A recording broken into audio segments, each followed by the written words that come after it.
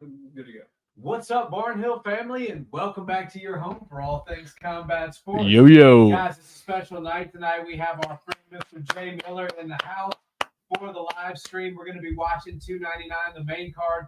There's already been so many great fights on the early prelims, on the prelims, and we expect the action to just continue. So I think we should jump right into what we just saw, which was Jaitan Almeida get put to sleep for hanging out too long on a single leg. Mr. Curtis Blades showed him that, hey, if you're going to grapple me like you did in the first round, in the second round, I'm going to make the appropriate adjustments and put it on you. Yeah, man, that's insane. The way, I was really curious about that fight after we saw Almeida in there last time, because Derek Lewis and Curtis Blades couldn't be more different stylistically. And I was really like, okay, how's he going to do against a totally opposite style? There's obviously a lot of hype around Almeida, and like him or hate him, you're tuning in to watch him fight. But Curtis Blades is a tough night for anybody. And the only people that were able to beat him and put him out were the absolute heaviest hitters in all of MMA and basically all of MMA history. So if you're not one of those 3 or 4 guys, you really weren't beating Curtis Blades. We saw him get his hand raised in there tonight, and it looked pretty good doing it. Yeah, no doubt about that. And then you had Matus Gamrot, looked like the absolute cardio machine, wrestling machine that he is, got the jump over RDA. We saw Robelis de Spain make his MMA or his UFC debut. Yeah. And in the same way that he won all of his previous 4 fights, it was over in the first round. It was over with his hands. So it's been a fun night so far. Yeah, he's going to be a fan favorite for sure. Absolutely. And I mean, how can you not be excited when you see a guy that big and that athletic and that explosive? Yeah, and and it's funny because you look at him, they're like, he could finish it in 18 seconds. And if you look at on any standards, that's insane. But the fact that his last 3 fights before that were 18 seconds, it's like, damn, he's kind of taking his time in there before he gets it done. But no, what impressed me the most about Robles, and I'm going to butcher his name for the next 6 months, and then eventually I'll figure it out once he becomes a contender. That's par for the course for Nick. He butchers the name and eventually gets it right. Or they change the name into what I've butchered it into. But what interests me about him is that shot he landed, the one that seemed to do the most power or really be the beginning of the end for his opponent, is that one. He was basically off his feet. He was just standing back up, and it was a short hook. So that dude's got crazy power. The range is insane. Obviously, it's historical. And I really think that, he's got a long way to go. When you're 5-0, you've barely got your feet wet. But I mean, you can't look much better at 5-0 when you're making your UFC debut. You're in Miami, a place that he now lives, which is very heavy Cuban. And, he's a Cuban guy, got here just a couple of years ago and has kind of hit the ground running ever since. Yeah, well, that's kind of the trouble with the Cuban fighters that you see. You saw that with Yoel Romero. You're seeing it with him is when you have a great athlete, and they do have phenomenal wrestlers, judo players, boxers, some of the best taekwondo fighters that, the government will try to keep them competing in the amateurs as long as possible so they don't tend to get to the States in their fighting prime. But the good thing for Robelis de Spain is that he's a heavyweight, and he's only 35, and he's taken no damage. I mean, 5 fights, 5 wins, less than a total. If you combine all of the time that he's fought inside of the cage, it's less than 1 full round. So I think, for the next 4 or 5 years, this guy could be a lot of fun. Absolutely. And then on top of it at heavyweight, I mean, they're always trying to get like a new contender at heavyweight. It's more of a shallower division.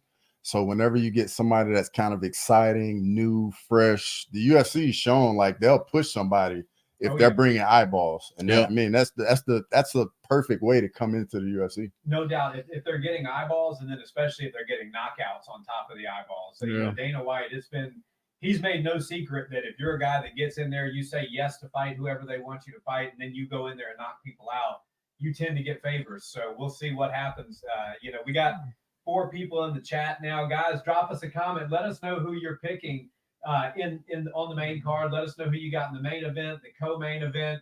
Everything from start to finish is stacked on this card. So it's been some great fights so far. Nick, who are you taking? Let's just break right into it. Let's go main event. Yeah, we got to go main event because the two guys in which this entire card was made for just made their entrances into the building. And I don't know if that was pre-filmed or if it's actually live right now, but you can see the place is starting to get a little electric. And to be completely honest with you, we've been watching fights forever.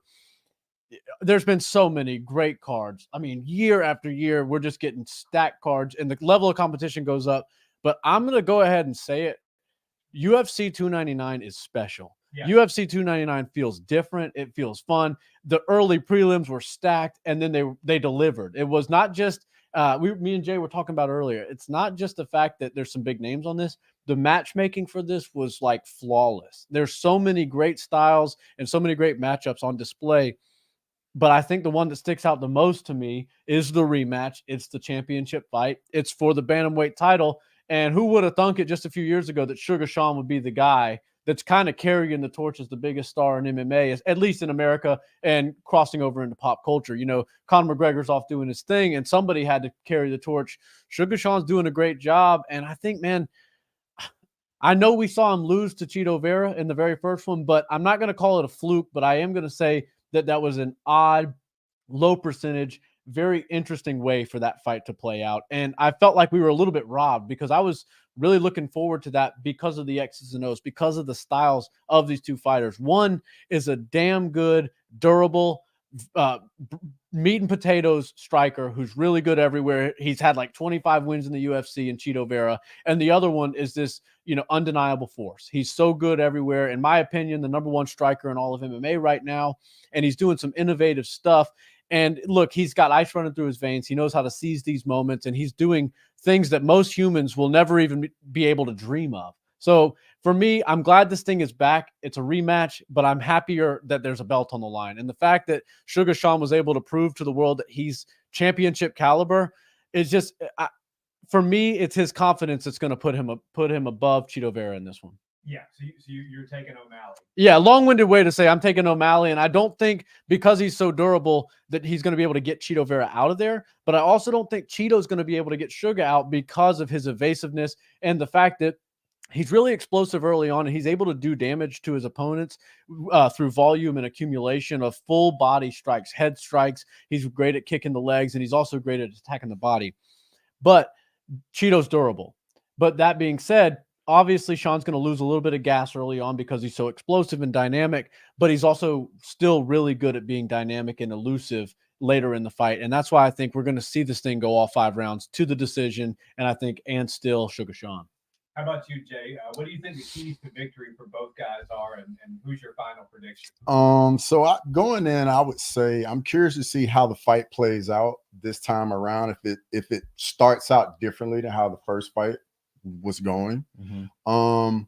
Typically Chito starts a little slow, so O'Malley could bank some rounds early, and 5-round fights with Chito's style is pretty much what his style is best suited for. Right. And definitely can take a lot of damage. I don't see either guy getting a finish either, but I'm going O'Malley by decision as well. Let's go. Yeah, and not to sound like a broken record, that's also my prediction. And I think it's just because Chito is so durable, and I don't think that he's going to fight the type of fight that he needs to fight in order to knock O'Malley out, because in order to do that, he would need to rush in. He would need to take some chances.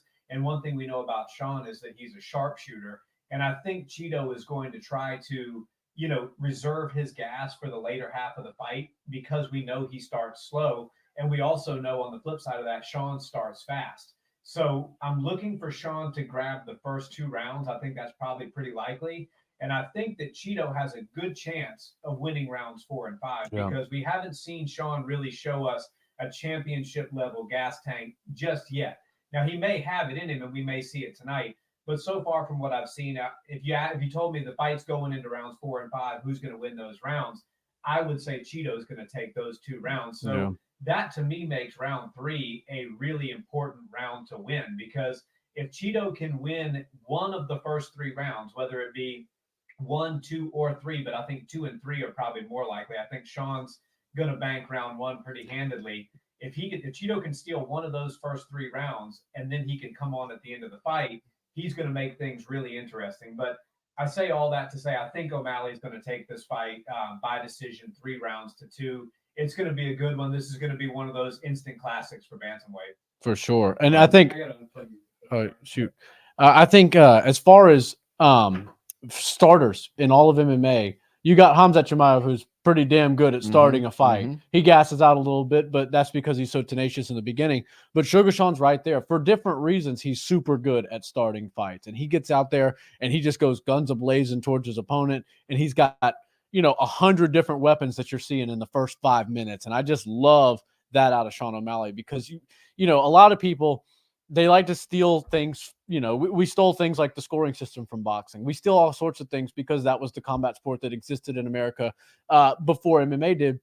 One thing people also like to steal is the fact that people like to take a round off. Let's have a feeler round. And while that's way less prevalent in MMA, especially in 3-round fights, in 5-round fights, it does tend to happen. You have people that are like, all right, I'm gonna read this guy for a round. But after the first round with Sean, you really don't get much of a read because he's thrown such a variety at you from so many different angles, from different stances, and he'll even throw things that like I said, he's an innovator. The best way to describe Sean is an innovator. And he's throwing things that maybe you didn't even see in training camp. Maybe you've never seen in the gym. And it's a variation of something you've seen, right? It's a hand, it's a foot, it's a knee, it's an elbow. It's not something foreign. He's not coming out with a baseball bat, but at the same time, and that's a baseball reference for you there. How about that? But at the same time, he's throwing things that you just don't have a read on, and you can't pick up on them in 5 minutes. You can't pick up on them in 10 minutes. It usually takes a week for your brain to really solidify something and then understand it and then ultimately learn how to defend it. Makes a lot of sense. Yeah, I think Chris is redoing my mic. Oh, well, I'll keep it going, man. Yeah, and we're live, so we just got to have some fun, man. If there's some clear air, guys, we appreciate y'all if you've tuned in so far. Avi Shalek says, why is Nick wearing makeup? Oh, man. Avi, well, You gotta the lights, right? The lights are on, the camera's on, the action's on, and mascara apparently is on as well. But I forgot one eye. Yeah. The fight god, aka Dulani Perry, decided he needed to land a flush 2 to my face on Wednesday at sparring. So, shout out to my guy. But no, it was they were just showing Peter Yan, and that reminded me of the Sugar Sean fight. And I think if you're talking about Cheeto Vera, because you can't go through this fight and just give all the props and all the credit and talk exclusively about Sugar. We got to talk Cheeto. Cheeto's a dog. Cheeto's a real tough cookie for anybody. And I think people look at it's the exact same thing we talked about with Max Holloway and Conor McGregor. People looked at Sean O'Malley's rise to the belt and his rise into the rankings as, oh man, they're just giving him cans. They're giving him easy fights and he's just going to beat him up and then create this sick highlight reel. And then he's going to, eventually get fed to the Lions. Well, it's not really the same thing because Cheeto Vera was one of those quote unquote stepping stones. And look at where he's at right now. And that's a difficult fight. I know Sean didn't get his hand raised in it, but it showed a lot of promise out of Sean, even though, it didn't end, it didn't go longer than 2 rounds and he didn't win the fight. He got beat up. It was a freak accident. Something happened. And it showed us like, all right, he does have the skills to hang because Cheeto Vera is a vet. Cheeto Vera is a dog and he can hang with anybody on any given night, So I think it's one of those interesting situations where Max Holloway was just like that with Conor McGregor. They're like, oh, Conor's this brash Irish guy. They're just going to feed him cans. And it's like, okay, well, his second or third fight was from Max Holloway. So, he went on to be the best featherweight until Volkanovski came around. So, yeah, and we saw that with Umar Nurmagomedov. Yeah. Sorry, guys. Let me know if my mic is coming through. We had some technical difficulties with it. Let me know in the chat. Yeah. But with Umar Nurmagomedov, when he fought Bezcat in this most recent fight, I think you'll look back on Bezcat's career and realize how impressive of a victory that was, because I think he's going to have a career similar to what we saw out of Max Holloway. I think Bezcat could be a contender. He's only 26 years old, whether it's at flyweight or at 135. When it's all said and done for the Kazakhstani fighter, I think he's going to have quite an impressive career himself. So sometimes you have to look back after the fact, like with Conor McGregor and Max Holloway, like with Sugar Sean and Cheeto O'Malley, Sugar Sean and Cheeto Vera, rather, and realize how impressive of a victory or an opponent that particular person was. Yeah. So, hey, we're going to do a quick mic check real quick. Can you hear us? If you're on, it's Steven. His is coming through. It's just hollow. Yeah. Oh, is it? Bobby says he can't hear me well. Okay. You guys go ahead. Let's see here. Another fight that is in the same vein as that is Islam Makhachev, Arman Tsarukyan making his UFC debut. And here it is, fast forward, you realize like how good of an opponent Arman was Right. in his UFC debut. Talk about a debut, huh? Absolutely. It's like Almakhan starting with Umar in his debut. And, Islam Makhachev, he was like one of those unknown mysteries. But because everybody's like, oh, well, he's like Khabib, but he's a little bit younger. And Khabib says he's even better, and people are like, okay, we'll believe it when we see it. But there's no way he's better than Khabib. And, for me, Arman Sarukian has only just come on like a steam ahead. Like the dude is really good. I think he's for sure, with his age and the fact that he's so youthful, going to be a problem at 55 for a really long time. But the same thing can be said for Islam. I don't see anybody really taking Islam's belt anytime soon, which leads you to believe that Arman's going to find his way in a title fight, and it's likely going to be against Islam for their rematch. Yep. Yeah. Guys, let me know if you can hear me now. Are you hearing me better now? Yeah, I promise I'm not being rude. I'm going to put the Instagram. I got to just put the post up on Instagram. Well, check. Can you guys hear me okay? And Peter Yan's making his walk right now, just in case anybody. We'll get the timestamps going and everything, but Peter Yan's making his walk. Who you guys like in this fight? I'm going Peter Yan. Yeah, Peter Yan as well. I think it's going to be a close fight. It's going to be a decision, probably 29-28, could even be a split decision, but this is going to be a very tough fight. I think they're going to box heavy. I think they talked boxing, and I think there's going to be some kicks for sure. It's a mixed martial arts fight, but I think there's going to be a lot of heavy boxing. I think. Avi's still saying no on my mic. So you guys go on ahead. I'm going to help Chris out, see if we can fix all right. Cool. I've been a little back and forth on this fight. Like early in the week, I was with Peter Yan, and I think ultimately I'm going with Song Yadong. Yeah. Okay. I mean, just so fast, so explosive. I mean, Yan, dude, where's his head at right now with how his last few fights have been, right. Well, and they've all been razor close, right? Like, true. I mean, he lost his belt because the illegal knee, right? And the Sugar fight, statistically, Sugar won the fight. I thought it was a damn close fight, and it could have gone either way. But a lot of people were up in arms that Peter Yan lost that. I right? thought Yan won. Yeah, I was leaning that way too, and I think if it would have been a 5-rounder, it certainly would have gone his way. Yeah, for sure. Once again, Sugar showed us he's a good starter. Man, Yadong is young, so he's going to be a problem for a while. Peter is just a tough night out. I think across all divisions, across all competitors in the UFC, like if you draw the name out of the hat and it's Peter Yan, you're like, damn, all right, I'll take it. But this is gonna be one of those ones. Absolutely, absolutely. But the thing about with Song Yadong being so young, you see all the fights. The guy's been fighting for a really long time, so he's much more experienced for his years. So I think this is gonna be a really good fight. Right? I think what is it, about 30 some fights, and he's 31, 32 fights, and it looks to me like he's really coming into his own. Right? He kind of blended in with some of the other guys in the division. And now it sort of seems like he's emerging as one of those guys that's seen as a legit character at the top. And sorry, real quick, I gotta do one thing that's gonna cut off all the mics. I don't know. I was not expecting this to happen. It happened. Technical difficulties.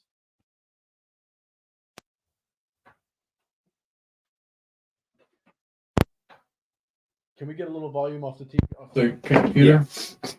I noticed on Rogan's Fight Companions, you can hear the TV a little bit. Okay. If you listen closely, you can hear the TV. The TV. Yeah, try yours, Steven. Mic check. 1, 2. Check. Mic 2. Check. Peter Yan is officially being announced by Bruce Buffer. Were you talking to him? Yep. Check, mic check. Can you hear me? It's about 10 seconds behind. So okay.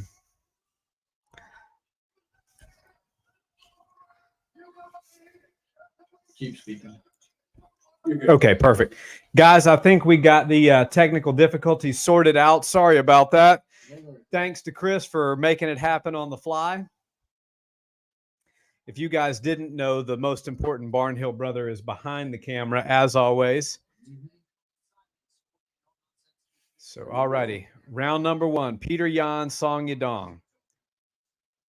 It's going to be interesting to see what sort of pace they keep in the first round, because this is This would be a fight night main event on any other occasion, but this is going to be a 3-round fight here.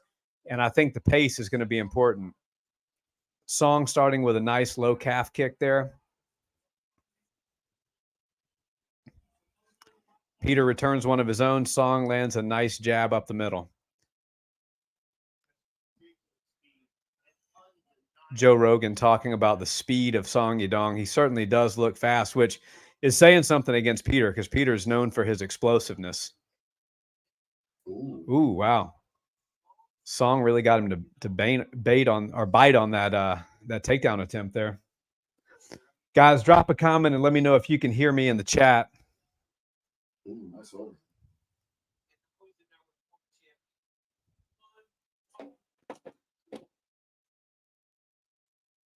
All right. If you want to sync up with us, guys, we're 4 minutes and 13 seconds into round number 1. Nice hook by Song Yadong.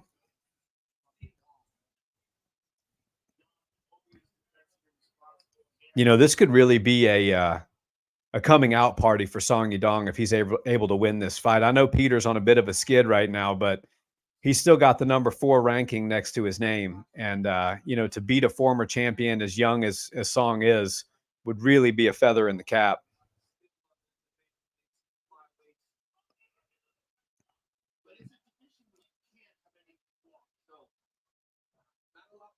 Peter seems a little bit. Yeah, what's up? Check 1 2. Mike, check 1 2. Peter seems a little shy to engage. He ate a couple of nice check hooks from Song and a couple of good low calf kicks.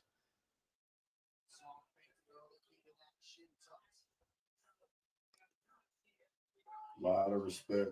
Yeah, absolutely. I think Song earned Peter's respect with that hook there in the first minute.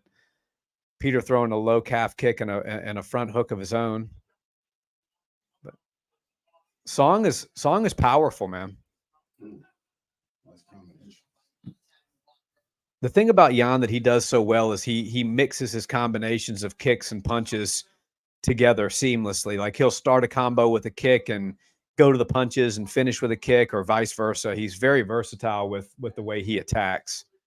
And that keeps that nice high guard too. Yes. Very, very responsible defensively. Very much so. But Song is throwing some serious leather here. Mm-hmm. 2 minutes and 14 seconds left in round number 1, guys, if you want to sync up with us.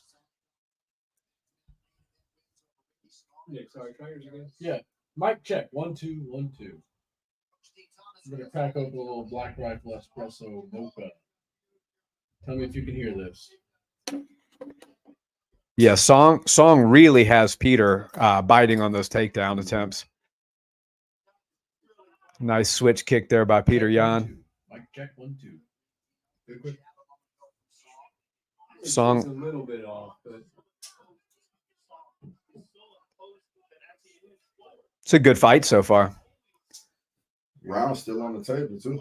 It is. So far, I've got it going Song Yadong's way, but I think, you know, with a couple of really nice strikes, Peter could steal the round here. Nice catch.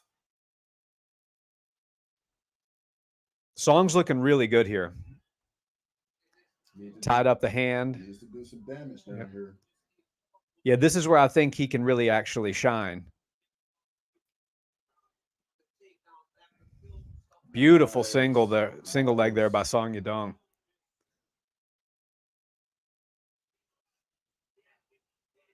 oh, nice. Oh, Beautiful. Wow. Wow. Dang. But Song stayed with it. He's still on the back. That's the evolution of these grapplers these days, man. The no-gi grappling really opened the doors and opened everybody in MMA's eyes to how much it translates, right? People in MMA always avoided or didn't really avoid grappling in the gi, but they weren't prioritizing it. And for good reason. I mean, there's a lot of stuff that it just doesn't apply.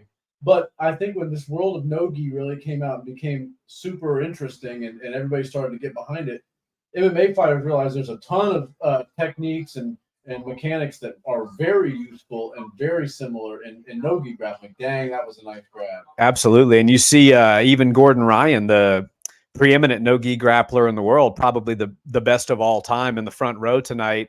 He's worked with John Jones, so they're bringing people in like Gordon to work with the best of the best, because the no-gi game has really evolved. This is not your Rois Gracie jiu-jitsu anymore. Respect to him, but things have evolved, and they had to for MMA, because the way that jiu-jitsu was practiced in the 90s and in the early 2000s just doesn't really work against a seasoned MMA fighter at this juncture, at this high level.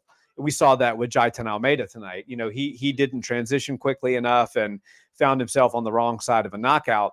But when you have a really skilled no-gi grappler like a Gordon Ryan, like a Mikey Musumeci, who works with a lot of MMA guys now, teaching you the evolution, you do see a lot of these moves and mechanics being utilized. So, guys, we got 9 in the chat right now. We got up over 50 at one point for the last pay-per-view. So let's keep it going. Thank you, guys. 2,000 views in total, which was insane. It was awesome. Views tonight. Yeah, I'm posting live on Instagram now. I've invited you as a collaborator, as the Barnwell Brothers. Okay. 10 in the chat, guys. Drop us a comment. Let us know where you're watching from. Let us know who you thought won the first round, Peter Yan or Song Yadong, and who you think is going to win this fight. So far, it's anybody's fight, but I definitely gave that first round to Song. How about you, Jay? Did you have Song winning that one? Definitely. I mean, on the feet, it was pretty even. I mean, they both were landing, but I think the takedowns and a little bit of ground and pound, a little bit of damage. Probably got the round for Song. I think so, and I think he landed the more power shots, and he looks more physically imposing. He's kind of dictating where the fight is taking place.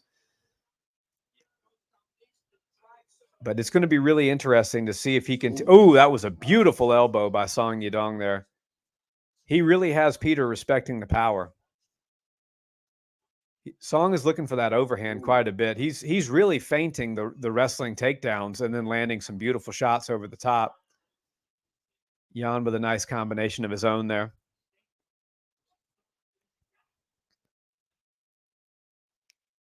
This if this fight is any indication of what the pace of the main card is going to be, it's going to be a great one, just like the prelims were. Oh, that was a beautiful hook there by Peter Yan. Nice uppercut. Yeah. Yes, sir. Yeah, Peter Yan, he's a beautiful oof. Just as soon as I said that, he gets caught with something nice. But oh, nice. This is a fight here, man. Oh, yeah. And the thing is, when you've got a main event that's headlined by one of the biggest stars in MMA who happens to be in your weight class, and you're a young up-and-coming fighter in Song Yadong, or you're somebody who, had a very controversial loss against the champion, you're looking to make a statement even more so than you normally would on a night like this, right? Definitely.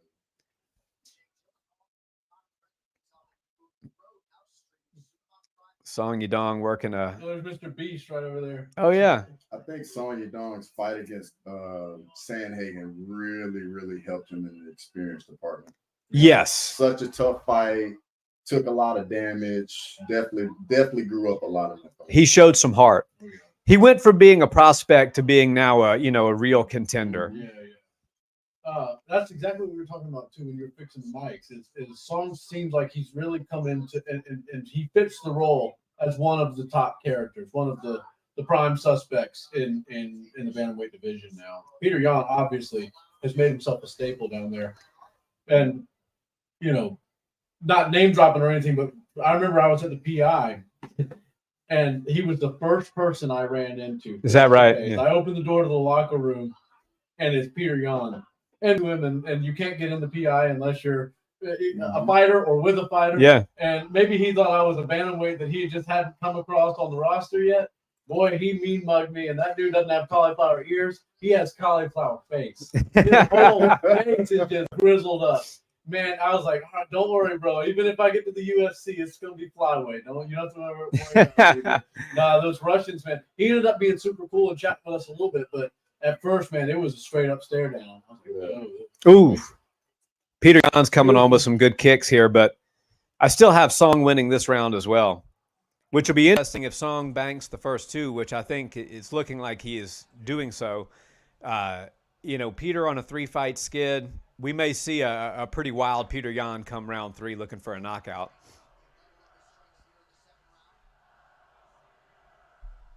We got a comment here from Adeline Morris. Nick and Jay's mics are off. Uh-oh. Can you check it? Yeah, I'm trying to. I wonder what's going on. It went pretty smooth last time. Sorry, guys. I'll try to fill the gaps here while we work out the technical difficulties. Yan and Song Yadong are throwing some heavy leather here. All right, no problem. Steven, you're going to have to hold down the ones and twos. You got it. Ooh, beautiful uppercut by nice. Peter Yan, but This is Yadong a dog answers fight. with something of his own. Dog fight right here. Another. Yeah. Oh. Beautiful hook by Song Yadong. I know they can't hear us, but this is another tip of the hat to the matchmaking. Yes, very much so. Great piece. Oh, That was nice. an absolutely perfectly timed takedown by Peter Yan there.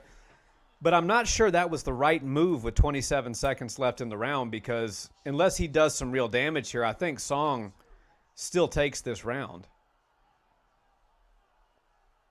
We'll see what Yan with 16 seconds left can do here to try to emphatically win this round. Nice elbow across the way there by Peter Yan. Aline, thanks, by the way, for letting us know about the mics. We appreciate that. We're still getting new to this live streaming thing, and so we run into a little difficulty in there, but bear with us. We'll get it right. So end of round 2, Song Yadong, Peter Yan. Still a winnable fight for either guy. I think as of right now, I have Song Yadong up 2 rounds to none, but with that takedown at the end there by Peter Yan, it really could be anybody's fight. It could be 1-1, depending on how the judges scored that. Absolutely.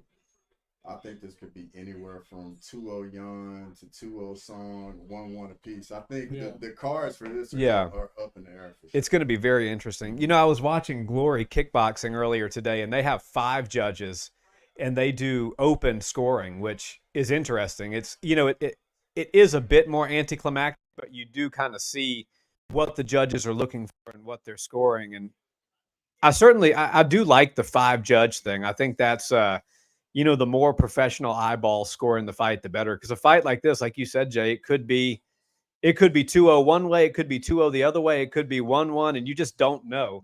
And every judge is looking for something different. So you have to kind of you start to know who the judges are. You can kind of look at the way they score cards and stuff like that. Sal D'Amato, and you can see, okay, that they're probably, if this person's scoring, they might be scoring it this way for this person. Odds definitely flipped there. So Yan is the live odds are crazy, because Song Yadong was a 3-1 favorite at the end of round 1, and now it looks like Peter Yan is a 2.5-1 favorite at the end of round number 2. Oh, Beautiful jab there by Peter Yan. Unbelievable. Oh, it's gonna end up That might have been a mistake by Peter Yan there, trying to roll in like that. Yeah. We're gonna see who wants this. Yeah, this third round comes down to who wants this fight more.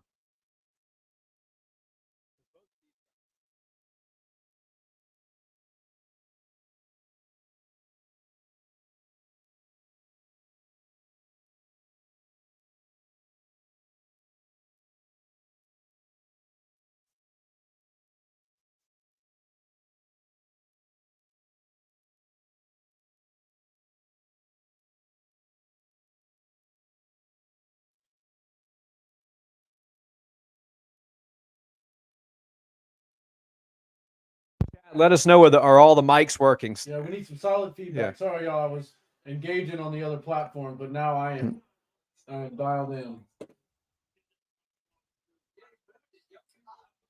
Oof. Uh-oh. Beautiful straight there by Song Yadong.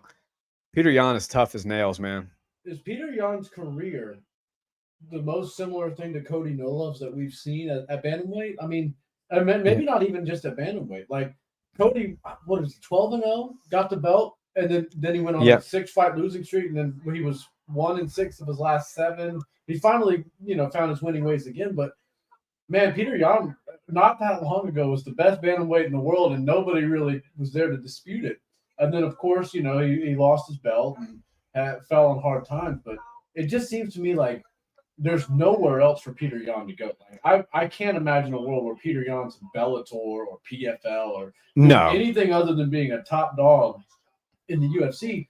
But his record as of late is like, what is it, 1-3? Yeah, well, you know, I wouldn't put him so far down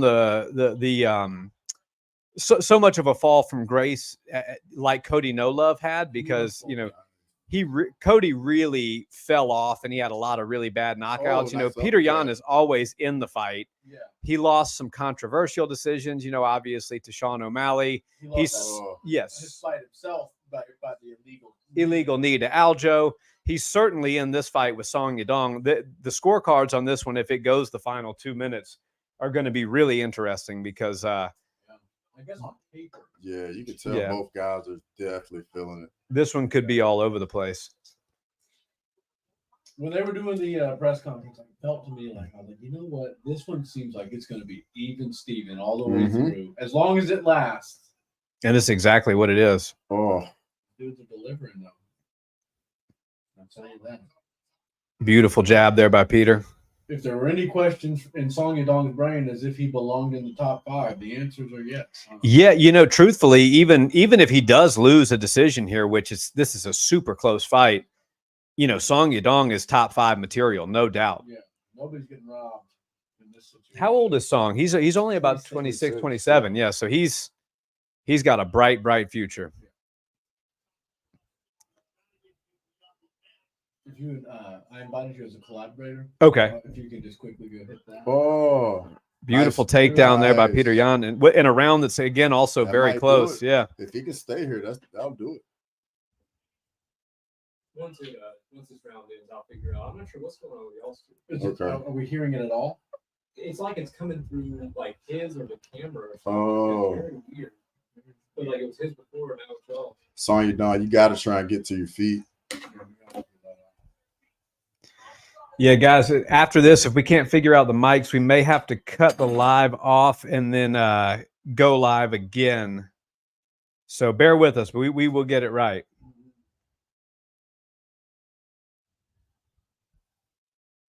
Looks like we might finish this fight on the ground. A little bit of top position for Peter. Timing is everything, right? And as long as he doesn't hold, if he holds right here, it's not going to look good in the judges' eye. But if he throws a little bit of something, just do a little bit of offense, you can really actually sway the judges into that. Oh, nice. Didn't try to do it. Yeah. Yep.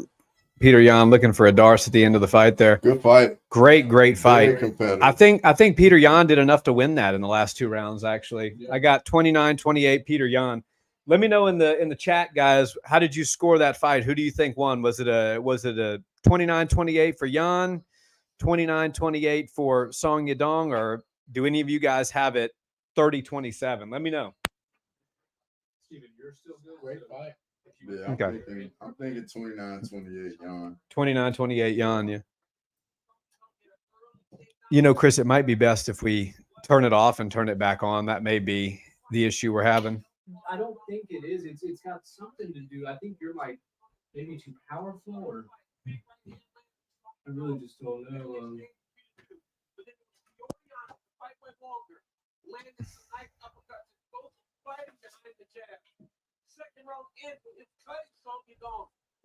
Working through the microphone problem, guys.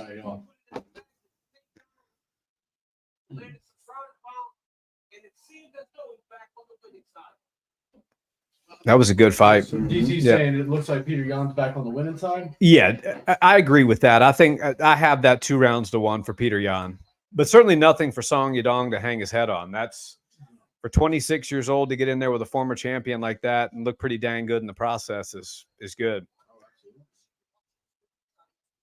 That definitely needs to be a fight night fight. Oh Yeah, that should have been a fight night main event. Absolutely. You know, I guess that is the trouble with these stacked pay-per-view cards is that fights like this that should be 5-rounders on a fight night don't end up being 5 rounds, and you know who knows what would have happened had that been a 5-round fight. But it seemed like Yan was coming on really strong. So the mic, pull this up a little bit if you don't mind. Let's see if maybe it's a okay. All 3 got the same. All three judges 29-28. Unanimous decision victory for Peter Yan, ladies and gentlemen. He's back in the win column. Hard tough fight. Definitely earned it. Yeah, certainly nothing for Yan to hang his head on, but that was a good comeback for Peter there.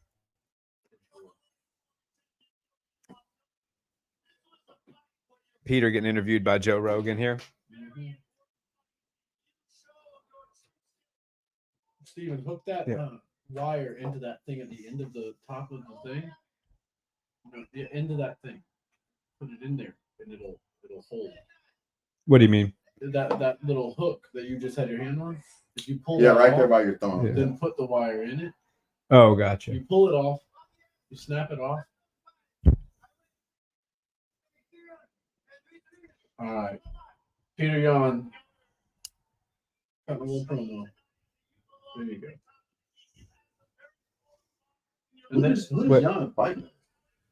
that was number 4, right? So this is a little bit like moving day at 135, right? We got we got usually winners fight winners and losers fight losers. So I wouldn't say he's going to get a title shot next, which means he won't get the winner. But I also don't think he's going to get the loser of tonight.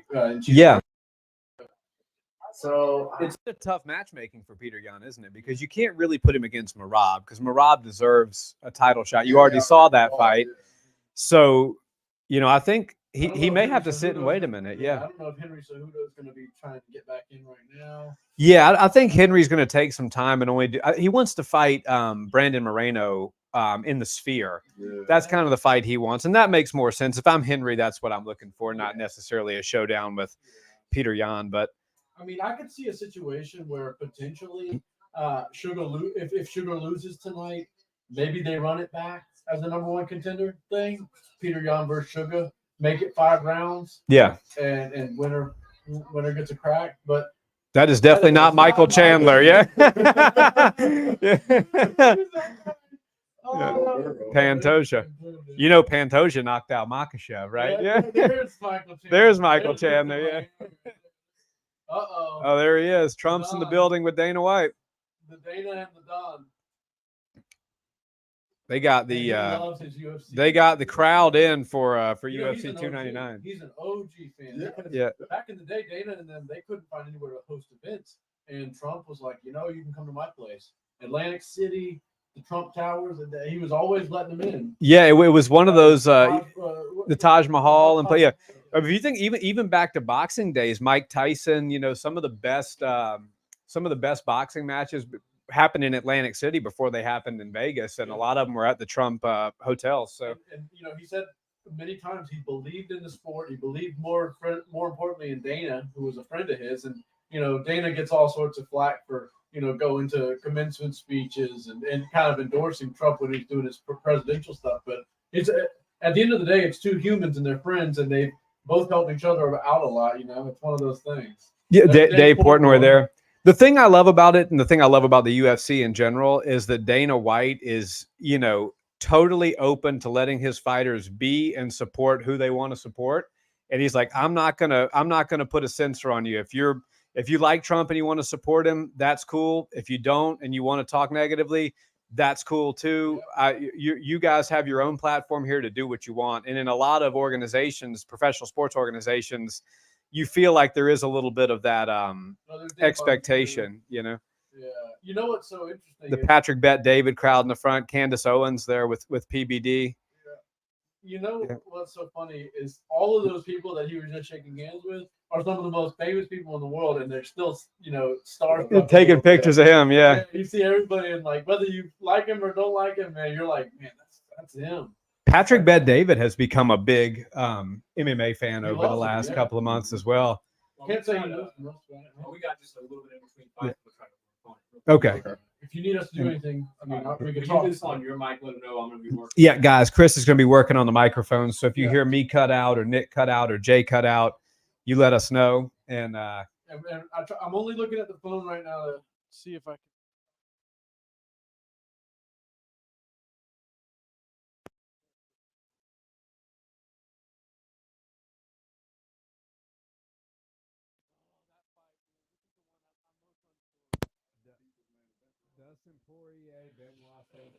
As a diehard Poirier fan, I'm worried about that one. I did pick Saint Denis, and I think he's a star of tomorrow. But man, Justin Gaethje showed us against Fiziev that these old dogs, they're not just sitting at the top of the division for no reason. They earn their respect the hard way. And Dustin Poirier, I read a statistic the other day that I think I put in the Discord that Dustin has been ranked at lightweight for 8 years.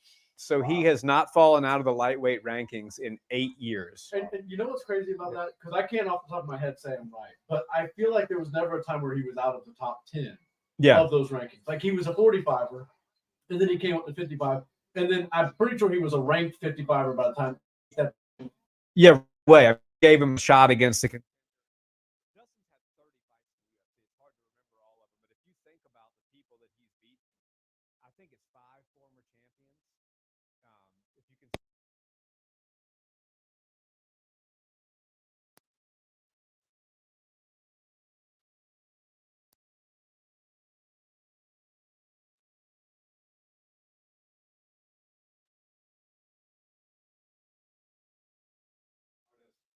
But his best win is against Matt Frivola. True. That's a far True. Cry, that's a True. far cry from 5 True. former champions. True. You know what I mean? True. Conor McGregor twice over. Yeah, Conor McGregor you- twice. You know, the rebuttal to that is Ilya Taporia went to decision with Josh Emmett before he KO'd Volk in That's right. and under 2 rounds. So, I True. mean, you never really know if somebody's ready until they're in there. That's right. That's and very now's true. The time to give Benoit that chance. And Dustin Poirier said, "Look, I'm in this to challenge myself. He's got all the money he needs. He really wants to get in there and see if he can defeat the guys of tomorrow." And he said, I need something to scare me. I need something to get me out of bed. I need something to motivate me to want to train hard every day. And a fighter that's just an absolute finishing machine like Benoit is, did the trick for him. Yeah. And I think Dustin was just a little bit tired of waiting around. He was like, all right, look, there's a lot of posturing and positioning going on at the top of 155.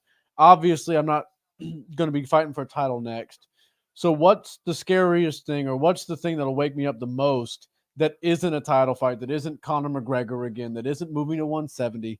And I think when you look at 55 in the layout, Benoit probably was the right thing. I mean, it just seems a little crazy sometimes when you see a guy in the top 15 barely scraping into the thing going in against a guy like Dustin Poirier, but it feels right. Sometimes it feels right, like the Peter Yan and Sugar Sean. That was 11-1, was a big jump. Most people thought it was way too big of a jump, but this is sort of kind of like that. It's the same amount of numbers. Basically, he's jumping the line. If he gets past Dustin Poirier and he does it emphatically, man, we might be seeing somebody in a title fight by the end of this year. Rocket ship. It's gonna be interesting to see, and this is something that Jay and I were talking about, and we'll get to the chat here in just a second. Ty Nation says no sound on the mic, so yeah, we know. I don't know if you can hear me, Ty, but we're trying to work on Nick and Jay's mic here. Yeah. Jules, welcome. Jules is a longtime fan, friend, and hangs out with us on pretty much all the lives. So thank you for being here again tonight. And premieres. And Premier, she absolutely the Premier number one fan. Absolutely. I'm a Jan hater and a Yadong fan, and I ain't even mad. Good fight. Yeah. I totally agree. I think it was the right call. I'm not really a Jan hater, and I like both of them honestly, but I think it was the right decision. 29-28 was the right call there. This fight's going to be insane. Yeah, I got JDM in this fight. I think he's going to do well on the feet. And I think it's going to be tough for Gilbert to get him down. I know, Jay, you think that Gilbert might get him down and do some damage. I think that's the only way he can get it done in this fight, because I think on the feet, JDM's boxing and his combinations and his body work is just elite. Yeah, and I think Gilbert's definitely going to have to get it down to the ground. Walks out to TNT by AC/DC. That's about as gangster as it gets. Old school. His nose is all the yeah. It couldn't be more flat down his face either. Gilbert's gonna look to smush it in even further. Yeah. If you ever want to know what how weird a human skull looks like without a nose, just look at him from the side. You look him from the side, he looks like a tattoo of a skull. Yeah, something I like about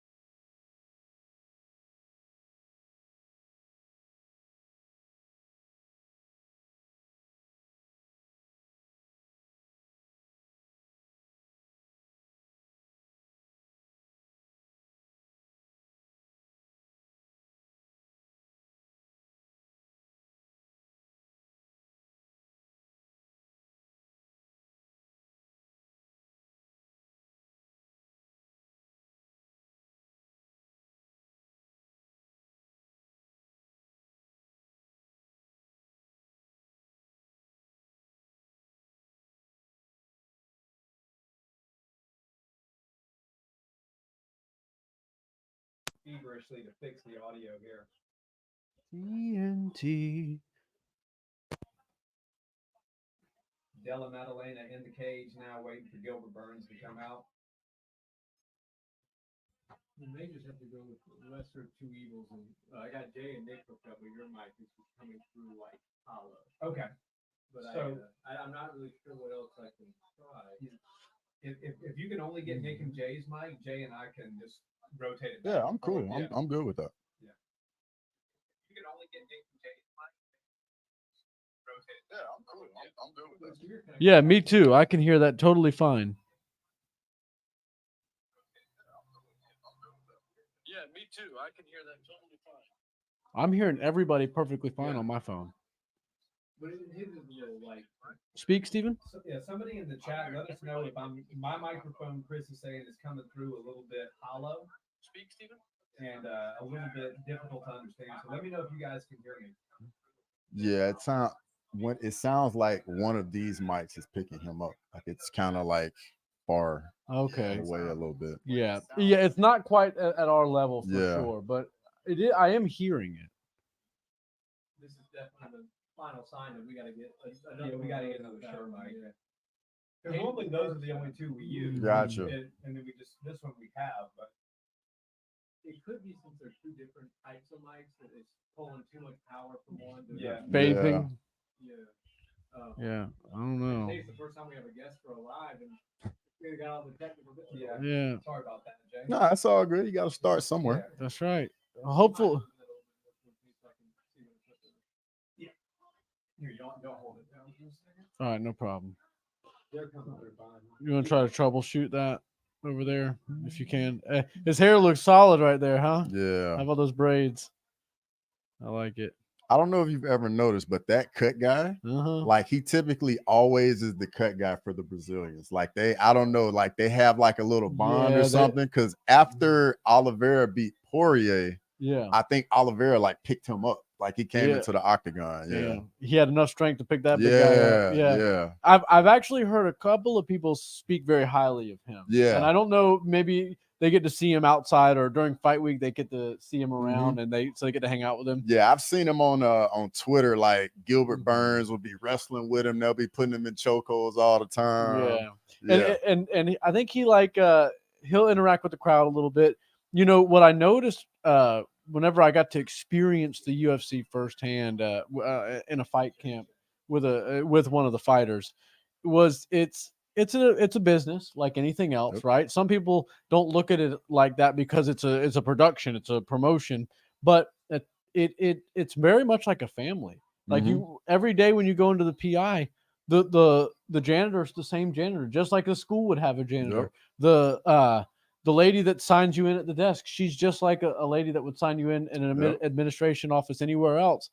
And so when you go in, maybe you've had 3 fights in the UFC, they remember you. Yep. And you develop a relationship with all of them. I'm sure they all have each their own individual relationships with certain fighters. Right. Like Edmund Shabazian was in there and he lives out there. So he's always there. So like the girls were like, well, I was talking to one of them and they were like, oh yeah, Edmund's like a son to me. You know, they just know each other really well. And I find that to be really cool because it doesn't seem like, you know, people know fighters are independent contractors, but at the same time, they are still very much embedded in the UFC. And man, if you want to be treated like a king, become a UFC fighter and then experience fight week. Obviously it's hell because you got to cut weight and whatnot, but they treat you, they roll out the red carpet for their fighters. And I've heard stories. I've never been to Bellator fight weeks or PFL or anything, but I heard that, you know, they're the number one for not only for the talented fighters, not only because they put on the best shows, but the way they treat people. Yeah. This is gonna be good right here. Yeah, they're top dog for a reason. Yeah, this is gonna be interesting. Guys, we got Gilbert Burns and JDM, Jack Della Maddalena. Yeah, JDM. I'm used to saying JDS. But JDM, new one. He's had a big win in bare knuckle MMA. Yeah. And his nose got messed up real bad in that fight too. Yeah. Game bred bare knuckle MMA. It's wild. Yeah. It is. Yeah. That's entertaining. I love this new beef between Jorge and Chael Sonnen. It's been pretty entertaining. So guys, I'm looking at the chat here. Somebody let me know if if you guys are hearing my mic at all, I think it's coming through now. Hopefully the quality is good. We're going to address this and make sure we get a third Shure mic for the next live that we do. Yeah, absolutely. All right, the fight we just go. started. We're 5 seconds into Burns versus JDM. Man, I think I'm the only one in the watch party right now going Burns. And I like both guys, but for some reason I just feel like Burns might be able to get it done. He's durable. His striking isn't at the level of JDM's, but he's tenacious. He will take two to give two, no problem. And his grappling, while his wrestling's not 100% like some of the guys that we see at the top of MMA, once you get locked up, and it could be on the feet, it could be in the clinch, it could be up against the cage. Once you get locked up, then his jiu-jitsu can really turn on and be ignited. And everybody knows he's one of the nastiest submission artists in the welterweight division, and maybe in the welterweight division's history.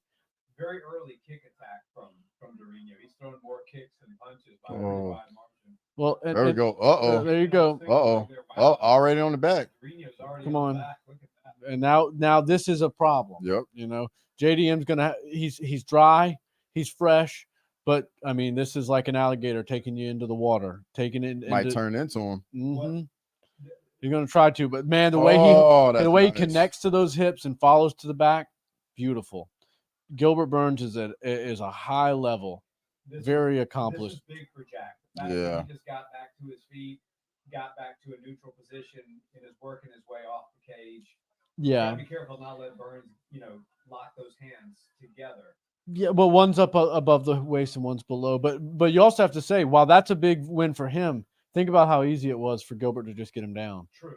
If you can do that once with a single leg from the standing situation, what he's going to be able to do now is gas Jack Della Maddalena, because grappling offensively is exhausting. The only thing more exhausting than grappling offensively in MMA is grappling defensively. Oh, nice. Oh. Beautiful. Beautiful. That was big for Della Maddalena. Yeah, I think JDM's jab is going to be big in this fight. Yeah. And it's because the open stance, the fact that he's moving in southpaw, and a lot of guys don't like to fight an open stance. They love when they can get a fight against a fellow orthodox fighter, but JDM's real comfortable in southpaw position and in the orthodox. And sometimes it's hard when you're in a fight and you're in the middle of all the chaos to remember exactly what stance the person's in. And you can accidentally forget for a second and walk right into the power shot, walk right onto the power side, which is what Gilbert's doing right now. Watch for a kick. Watch for a kick from JDM. Something's coming. Oh, nice. He loves to throw those hands, though. But he's got Gilbert Burns walking towards the power side, which tells me that Gilbert's throwing a lot of kicks here. Mm-hmm. It looks to me like Gilbert, if he fights at this pace, he's going to gas out. But in a 3-round fight, again, this is another one that could be a fight night main event. Yeah. That was a beautiful straight there. Oh, nice uppercut too. Mm-hmm. Yeah, Gilbert's going to exhaust himself with all this stuff. And look, I'm all for throwing bombs, but you got to pick and choose when you throw them. You can't just throw everything heavy at the wall. Nice body shot. Beautiful. JDM's composure in the boxing realm is amazing.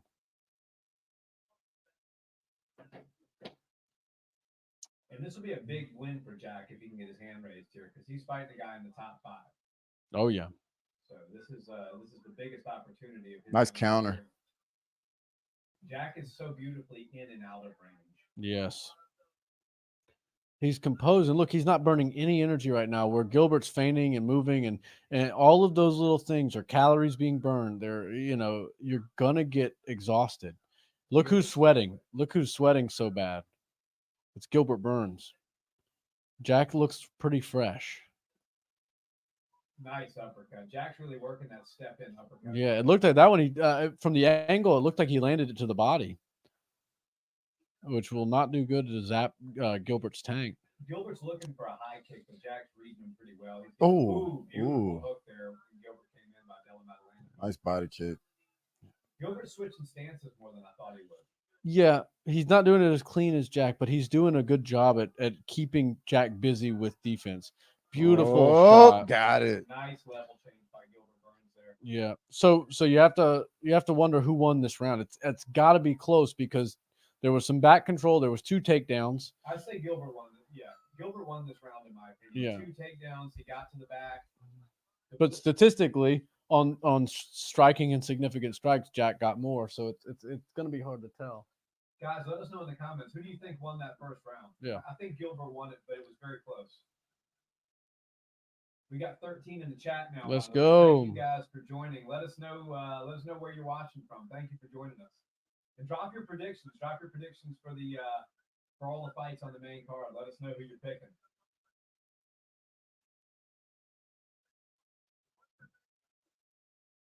You want to talk without the mic near you? Yeah.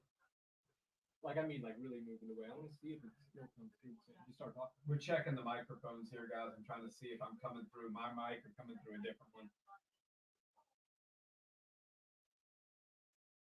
Yeah, I mean, since we can't fix it, you're not even coming through it. So if you want to get it out of your way. Is it not coming through at all? No. Okay. But I can hear myself too, which I don't understand. Is there any way to do a road mic What do you mean? or not a road mic, a clip on? No.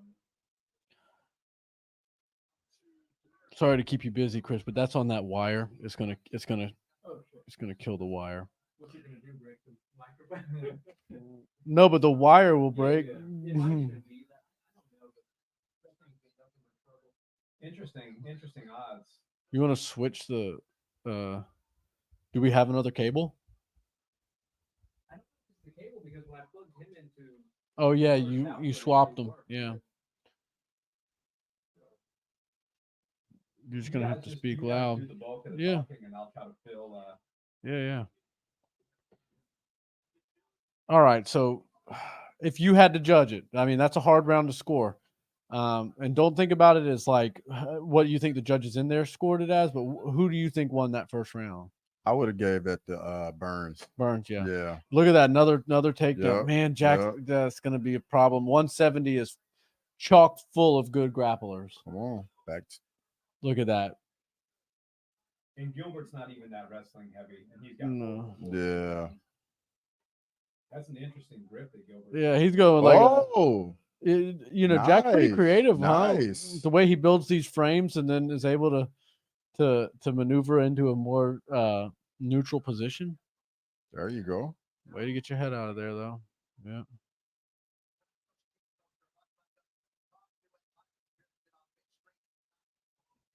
All right. There you go. I'm worried. Gilbert showed us in the Hamzat fight that he can go 3 rounds hard, Mhm. but it's weird to think that somebody can go like this pace for 15 minutes. But I guess he's shown it to us before.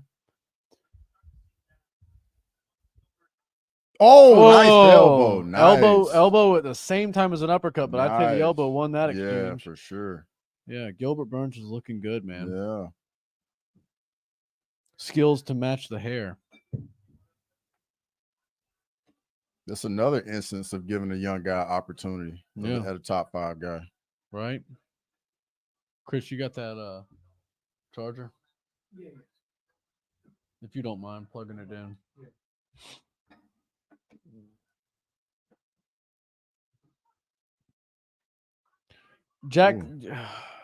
Jack's getting a little desperate with some of these entrances. Yeah. I think he needs to go back to that composed boxing. Composed boxing is the way to go for him. If he's able to get in and get out and move with that boxing, it's just one punch at a time, too. No combinations. There you go. Nice counter. There you go. This is what you need. Yeah, that's what you got to do. You got to swarm Burns. Like you said, I think the gas is starting to play a factor here. With Burns? Yeah. Yeah. But at the same time, he's done enough in this round to win it. Unless Jack really comes on strong in these next 2 minutes. I mean, Gilbert in this round is winning, right? Yeah. You have to assume. All right. Some of that right there, though. Yeah. More of that. Yeah.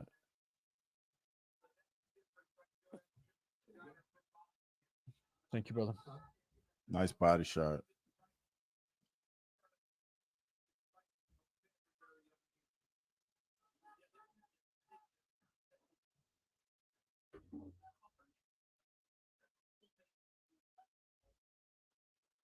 Yeah, JDM's real solid at boxing. It's funny, ever since Max Holloway said he was the best. Oh, that was nice filthy. overhand.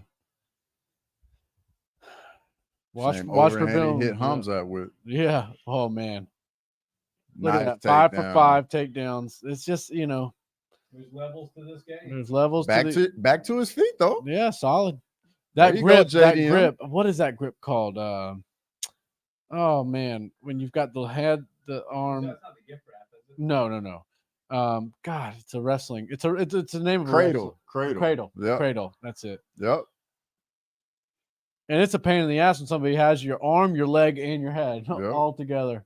They're giving a hug to all three. Well, Man, Jay, can't accept the position. You got to go down as the fastest learner in MMA. Most people don't even know what that is. Oh, look, why are his feet crossed? Oh, okay, he's uncrossed them. Triangle. There you go. Got the body triangle now. Yep. Now this is trouble. Yep.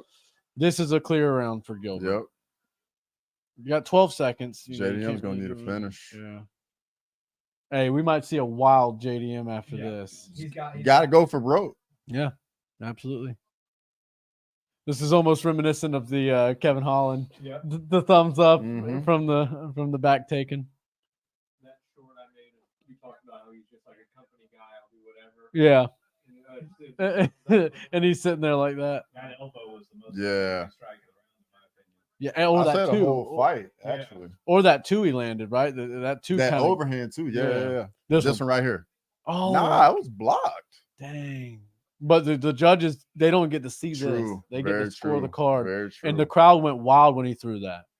I'm just going to talk a little bit louder than I normally Yeah. do so I can come through y'all's mics. Yeah, But I'll let y'all, since it's not working, y'all feel most of the space tonight. absolutely. If you got something important, y'all could that one will rotate. Oh, okay. Yeah.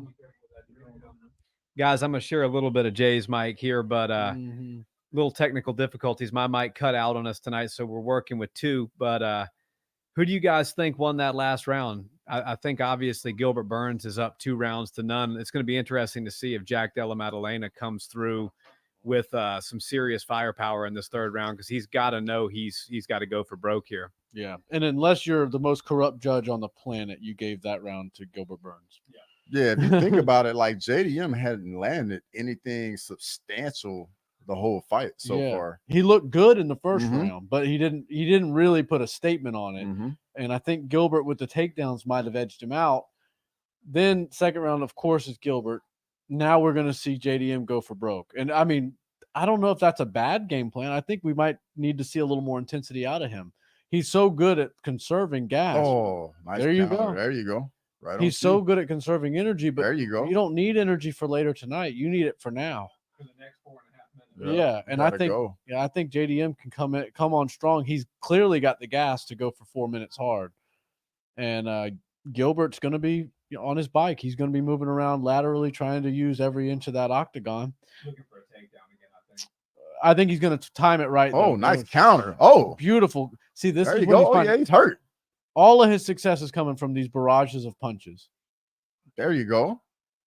Okay, round for JDM Yeah. so far. Oh, Beautiful. shoot, right into it. Perfect. see that perfectly timing? timed. Yep. Beautiful. Nice balance. Avi, Got to get your leg out. Avi and I were talking about this fight today, and he was like, "Man, I just think that it's too much too soon for JDM because Burns is in there with everybody all the Mhm. time. Mhm. He's always a dog. Uh-oh. No. Do you see that scramble? The scramble ability of Burns is crazy, Yeah. and JDM's holding his own in these exchanges. But man, Burns is Oh, you're good, man. I'll just talk loud. yeah. I don't want you to have to switch back and forth on your first live with us, man. Yeah, this is not the way JDM needs to. He needs to be working some serious. He needs to make haste right now. Yeah. He needs to be going. I mean, the live odds are even. That's surprising. Yeah, I mean, this is very, very much a clear 2 rounds to 1. I mean, I'm going to get so far and say that this round is going to JDM, but if he doesn't get himself up and do something with the second half of this third round, I mean, it could be a clean sweep 3-0 for Burns. which Yeah. is crazy because on paper it would be 3-0, but it was a very close competitive fight. Mhm. But those little things do all the difference on the scorecards. You know, That's that veteran experience coming in Mhm. right now. what Burns. is it 6 of 6 on takedowns? I think Something so. like that. Yeah. That's crazy, man. And he's not the wrestler. I mean, there's certain dudes in there in the 170 division that are even more tenacious wrestlers than him. Well, yeah, JDM has this clear needs to work on. Yeah. after this Yeah. fight. He's gonna Absolutely. lose. I think the Basil Hafez fight really opened a lot of eyes to that hole in his game. And I Yeah. think that's definitely what Gilbert's going after. Oh yeah. I think Gilbert's looking for that finish now, huh? He's Yeah. not satisfied with the decision here. No. Well, and you never know, right? JDM looked really good in the beginning of this round, and he looked really good in the first round. So, I mean, crazier things have happened than people getting robbed. And Gilbert Burns, I mean, he might be thinking about that Hamzat fight. Like, I'm not letting somebody. Oh, there you go. There you go. Oh my goodness. Oh my God. Oh, No. Oh my way. goodness. He knocked him out with that elbow. He's done. That's it. They need to stop. dude, Gilbert Burns. Wow. But they need to Damn stop it. it, right? Wow. They need to. Wow. That's No crazy. way. Yo. That is crazy. Oh my God. That is crazy. Man, Gilbert. He's That out. knee. He's That down knee. bad right now. That knee. God, that was brutal. Perfectly timed. Zig when he should have zagged. Damn. Oh, wow. JDM really made it. He pulled that rabbit out of his hat, huh? Wow. Yeah. I need to Dang. see the replay of that knee from like another angle. Losing every damn minute of that fight, pretty much, and then just pulls it out. That's why Yep. MMA is different than any other sport. Beautifully timed reversal, too. But watch this. Watch And this. then And re-engage. boom, perfectly Man. timed knee. Gilbert He- shot a naked takedown Yep. attempt there. He should have Yep. thrown something. Right into it. I mean, that knocked him out. He was out on his feet right here. The canvas woke him up. Yeah. Yeah, it looked like it. He was. That's all Will. Just him, just trying to stay in there. And at that this killer point. instinct to throw elbows here, brutal, Yep. man. Optically, you got to stop that as the ref. Oh man, well, Wow. I think he got his hand raised, or he's going to get his hand raised, and he knows what he needs to work on. What's I'm next? 2 of my main card picks so far tonight. Solid. Yeah. What's next for JDM now? That was a top 5. I So, got a name. Ian Gary. I love it. I'd love to see Oh that. man, Yep. I'd love to see that. And that's a striker's delight, right? Everybody's Exactly. going to want to see that fight. I think Jack could probably take it, to be honest with you. It'd be fun. I think the kicks for Ian in a matchup like that would probably give Jack some issues because I mean Ian's kicking game is Yeah. pretty much carried him so far. Yeah. Jack cuts angles really well. Yeah. And Ian in his last fight to me against Jeff Neal did a little too much running. For Yeah. my taste. Yeah. I think Jeff didn't really do a great job of angling him off. He kind of chased a little bit. I don't think Jack will chase. Wow. That was insane. Yeah. Gilbert's still down. Yeah. That was just the perfectly timed knee. Yeah. Gilbert got up from the ground there a little too willy-nilly. Yeah. He should have been more disciplined getting up from that. Too willy-nilly and too tenacious to re-engage. Yes, he looked for an immediate takedown again. Pull the victory out of the jaws of defeat right there. That was crazy. Yeah. Okay, because the camera just had a little bit of it out again. No, we're good now. It's just I think Dude, that was insane. Crazy. I always use the analogy for football. I say if somebody's down 42-0 by the end of the third quarter, you can pretty much chalk it up as a victory. Yeah. But yeah, you can leave early before.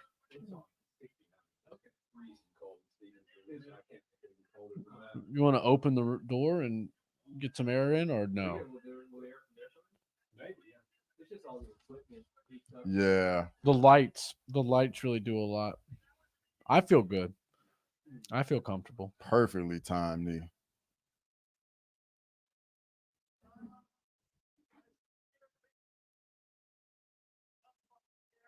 I like that Ian Garrett. Oh man, JDM said there's a bunch of scary people in this division, but I'm the scariest.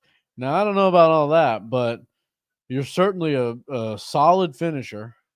And I think there's going to be a few people at the top of 170 that are chomping at the bit to get a piece of that because they know if Gilbert Burns can have that success on the ground, then they can too. He called out Shavkat. Let's see it. Be careful what you wish for, though. Be careful what you wish for in that match. Man, Shavkat is a handful. I think the UFC wants Leon Shavkat. I don't think they want to give Bilal the fight. Yeah. Look, he ain't calling Bilal out. True. They showed that trailer for the new Roadhouse, Mm-hmm. and it shows Jake Gyllenhaal getting the belt, and they're like, even Jake Gyllenhaal's getting the title shot before Bilal. Dang. Man, that was crazy. Man, I'm telling you, 299 has felt like the most special card. Look, Aiden Ross. And he's not even, he's that streamer. Mark Ingram. Up there. Bilal. the devil there, Yep, yeah. Bilal. Dave Portnoy. Who are those guys? Oh, that's the busting with the boys. Kamaru. What are their names? The two guys that run busting with the boys. Two best welterweights of all time, right there. Oh man, Glover. Glover. Isn't it crazy those guys are like the same age? Yeah. So much younger. He's drinking from the fountain of youth, man. He looks great. All right, Kevin Holland versus MVP. Striker's delight. This is another one. Oh, how about Jack Della Maddalena with the winner of this? I mean, Yeah. it all depends on how Venom looks. If Venom, oh man, I don't know what's gonna happen. I'm excited for this. Bro, I'm I don't excited know. for this. I'm excited for It's this. such a long time coming. Yeah. I feel like MVP should have been in the UFC for so long. Yeah. Man, this is crazy. This card is, they did such a good job. Look, everybody's posting Michael Chandler in the house. Yeah. It ain't Michael Chandler. Did they have some kind of a mess up? Yeah, they had this is Michael Chandler. It wasn't Michael Chandler. I don't know who the guy was. Yeah, But it wasn't Michael Chandler. I bet his family and friends are like, dudes, you're Michael Chandler now. Yeah, right? Yeah.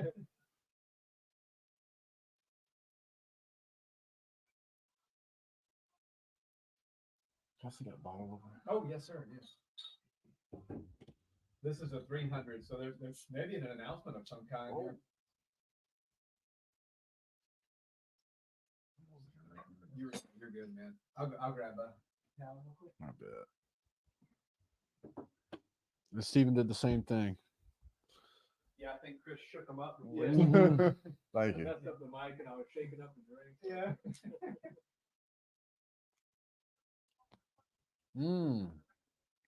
Well, didn't Dana White say that after Jamal versus Alex got announced that there was one more fight that still had yet to be announced?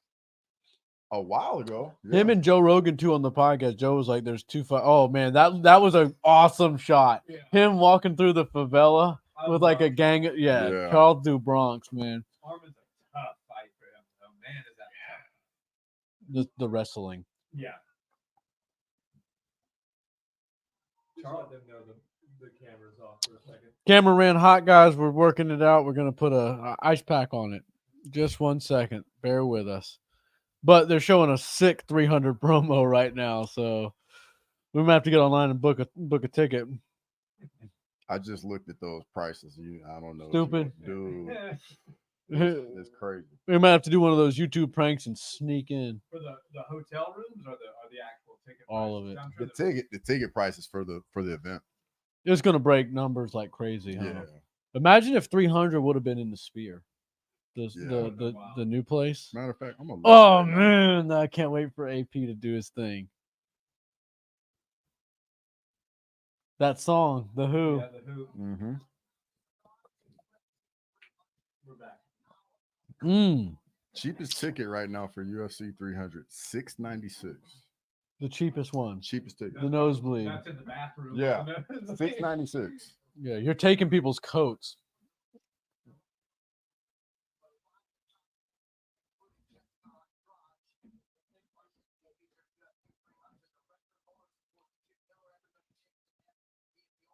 Jim Miller. Do you have that scroller fan?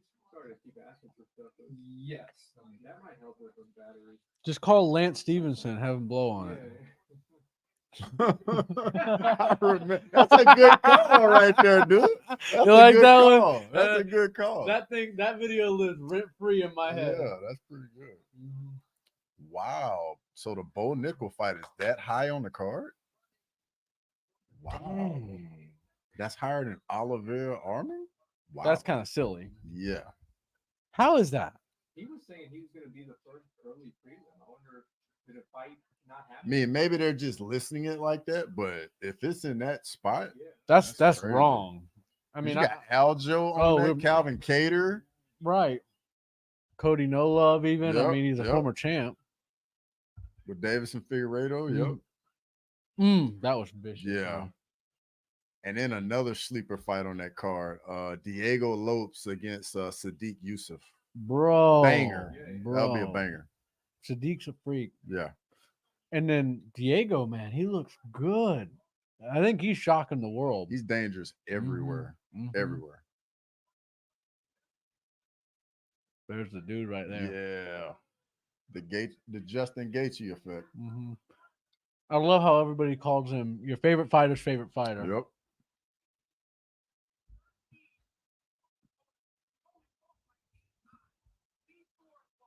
That knockout, I was like grabbing my head when that happened. Bro. Fun fact, I've never picked the Dustin Poirier fight correctly. Really? Not one. All right. So you called it today. So you already know if you're feeling kind of good, just go against me in the BSD Poirier fight. Like the Chael Sonnen in the effect. He says he curses his fighters. Yep. Anybody he says is going to win, they lose.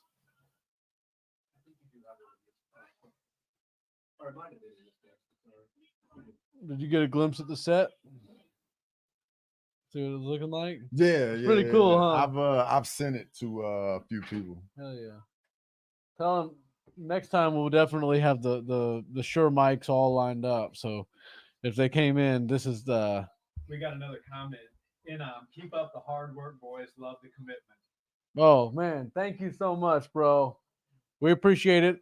I appreciate you sticking through all of these issues that we're having. Technical difficulties are a thing that everybody has to deal with, but we got a beast behind the scenes. He's dealing with all of it as best as he can, and it's dang, dude, I didn't even know that was on 300. That's a good fight. I think. Wow. Yeah, same. But still, that's a really good fight. Good fight. That's a really. I good think fight. Jalen could be world champ. I think Jalen, as young as he is, and as tall as he is going to naturally move his way up to welterweight at some point. He could be a 170 if they champ. make a 165 division, that's tailor made for Jalen Turner. Who you guys got in this next one? You got MVP or Kevin Holland? I'm going MVP. I mean, watching the clips years ago, seeing him on social media, getting him in a fight with a striker is what everybody wants. Kevin will play ball, and being a guy that knows Kevin personally, friend, I've seen him training. I think he's got this. Do you? I think this is a tough first fight in the UFC, but I don't think he's going to go in there and do what he should do, which is grapple a little bit and just mix all the martial arts. I think he's going to go in there and try to out karate the karate guy. And he's just got some pop on his shots, man. Think about that 1-2 he landed, especially the 2 on Joaquin Buckley. It was a thing of beauty. I think the first round, though, is going to take the whole first round. I think Kevin's going to need to get used to like MVP's movement and his speed and his style because it's so unique and there's nobody really else like it. Yeah. He's so very true. Yep. I think I'd love to see MVP and Wonder Boy. Absolutely. I think win, lose, or draw. That's what's next. I think everybody, even the both of them want to see that fight too. And their friends, Wonder Boy and MVP. They've done content together. Who's that other guy? Daniels. Raymond Daniels. Raymond Daniels. He's retired now, right? Dated Sage Northcutt's sister. Yeah, he might be married to her. Yeah. Which shout out to them. They're in the greater Katy area. I think they moved now, but that's where they're from. They live right in Katy. I didn't know that. Sage Northcutt and Cool. his family. Cool. What's going on with Sage? I saw he got He's in into one championship. I think what ended up happening is like his coaches couldn't get into the country for his fight, and I think that's why he had to pull He out. pulled, Yeah. But he fought in Colorado on that one card, right? Yeah. And he Mhm. won in like 1 minute. Mm-hmm. He sent out this scathing post, Yeah. angry at one championship.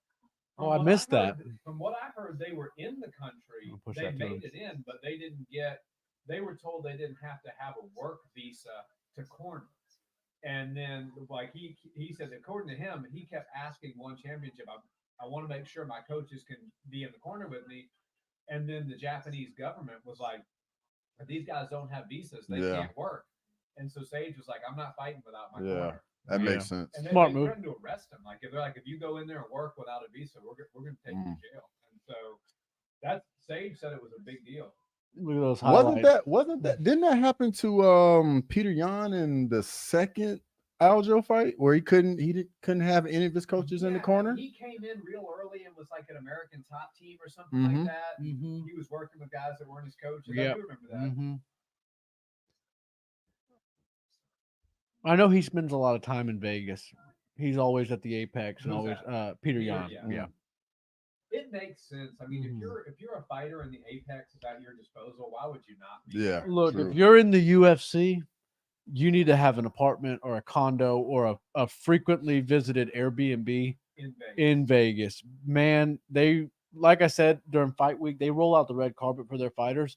The next best thing is being a fighter that lives in Vegas because you can, I mean, everything at the PI is through appointments. You gotta schedule your time to go in there because you can't just show up, right? They've got things going on. But The when you're a Undertaker fighter, music for MVP right here. I Yeah. like it. Okay. Look at him walking in. Okay. Hey, talk about foreshadowing for an Israel Adesanya fight. Yes. Now I know we're a long way away from that, right? But if there's three people I want to see him fight against in the UFC, he's not here for a long time. He's here for a good time, like Michael Chandler. I need Wonder Boy. Kevin Holland's a perfect first one. I need Israel Adesanya. Yeah. And then I mean we can figure out another one, but maybe Ian Gary Yeah, that would be another Now good you one. talk about an Ian Gary Yeah, fight. That's yeah. a fight there. over in the UK. Yes. Come on. Yes. Yes. Come on. Matchmaker in I'm here. going to let Mick Maynard know I've been thinking about that Yeah. one. Come on. Yeah. You know Mick Maynard's a Houston guy. He Really? lives here. He comes to Main Street all the time. Did not know. So here's the thing. He does private lessons. MVP is a Let's go. showman. Let's go. He's wanted to be at the big show for a very long time. He's 35 years old. He knows it's now or never. 36. 36. He's going to be looking to not just win, but he's going to be looking to show out tonight. Look at him doing his Absolutely. thing. He's feeling himself a little bit. I like it. Come on. Yeah. Hey, He said Miami's his second home. I guess some of his family lives in South Florida. So even though he's a UK guy, apparently he spends a lot of time in Miami. and look, if I'm him, I'm relishing all these moments. And it's not his fault he's not in the UFC earlier. Bellator knew they had a special one, and they had to keep him. They had to roll out the red carpet. They had to pay him a lot of money. And look, you know, things happen. He fought out his contract, and I love that the UFC made this happen. A lot of times the UFC avoids picking up Bellator veterans, right? They just want to, you know, stay out of that business. But there's a Bellator, select few. Michael Chandler. Who's the one we always talk about? AJ McKee. AJ McKee's Yeah. a baller. Yeah. Mhm. Another one. Usman Nurmagomedov. Another one. Bro. He's not going to come over till Islam either retires or moves up. Absolutely. I agree. Man, there's me, Rob. You know who? Pico's another one too. He's coming on strong lately. Mhm. Aaron's a product of being rushed too fast and being, you know, having smoke blown up his skirt for too long. When you're 18, 19 years old and they're telling you you're going to be the next John Jones, look at Macy Barber. Mhm. You know, Sage Northcutt. nobody was telling John you're going to be the John Jones. Mm-mm. He just did what he Yep. had to do. And they put too much pressure on these young kids Mhm. sometimes Yeah. to be the next and the youngest champion and the this and the that. And they you know, fast track them. And the next thing you know, they're getting starts 3 or 4 times like Aaron Pico did. Yeah. You know, Aaron Pico is a very good fighter, and I'd love to see him in there because he has that it factor. I don't know how he stands at the top of 145 with some of these guys, and he would have to do 45, even though he fills out that frame fully. But I think there's some fun fights for him. His boxing solid, his grappling solid, but I'm telling you, AJ McKee is a top 5 in his weight class in the world. Period. In the story, regardless of the promotion. I would agree with that. AJ McKee is top five featherweight in the world. Yeah, and he's a finisher. And he's fun. You know, obviously Bellator and PFL got to do what they got to do to keep him. But as a fan, I'm a little bit selfish. I need to see him in here with the best. And this is fun. It's been a long time coming right here. This has. The white shorts look slick too. Yeah. Oh yeah. Hey, how about that? And they've been doing snake print since before he was signed. Yeah. But that was just so perfect. for him. The Venom, yeah. Dang, everything about this. Yeah. The writing was on the wall that MVP needed to come over. Absolutely. To, UFC.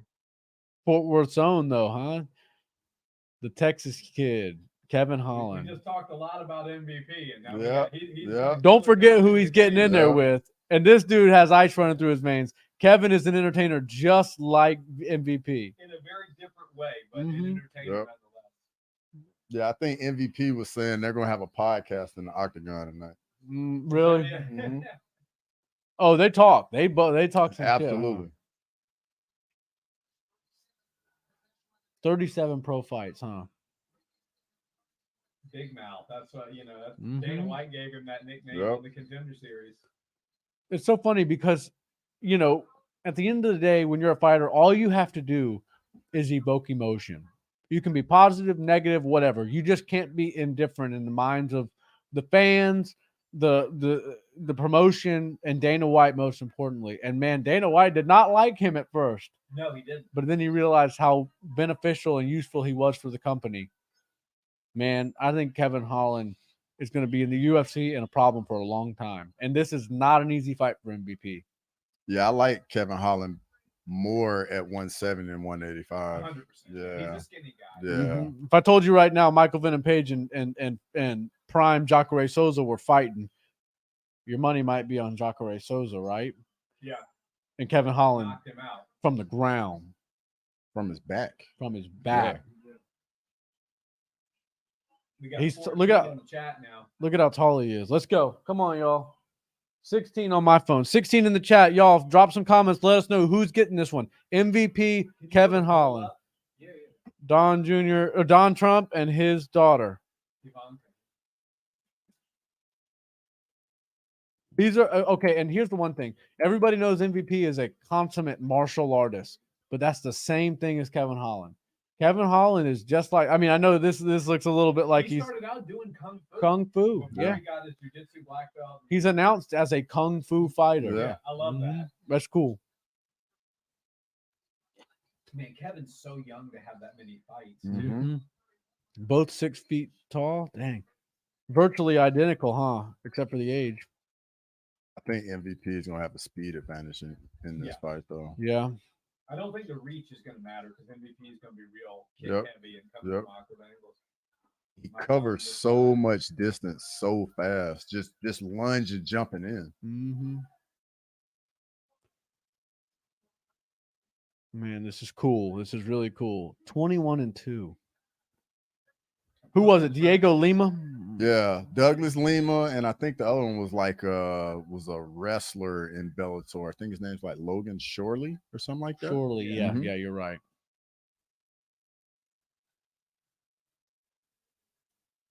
Bruce likes that. He likes announcing that name. Come on, Trailblazer. Come on.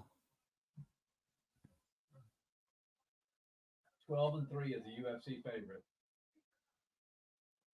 Yep, JD just dropped a comment that he walked out to that Mexican OT. Houston's own, that Mexican OT. Great. One of the best rappers out there right now. And I don't have my finger on the pulse for hottest rappers in the game. I'm not up to date with all that, but as far as I'm concerned, he's the hottest thing out of rap right now. Andrew Glenn, that's a new one on me. I've seen him, but I don't know him, Chrissy Blair, one of the ones that's been around for a little bit longer than some of the others.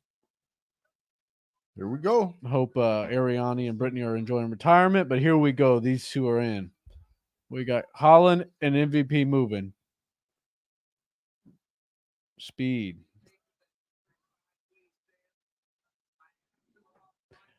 Some spinning stuff's about to come. Oh, God. Oh. All right. Kevin just felt the power for the first time. And I know it was a leg kick, but.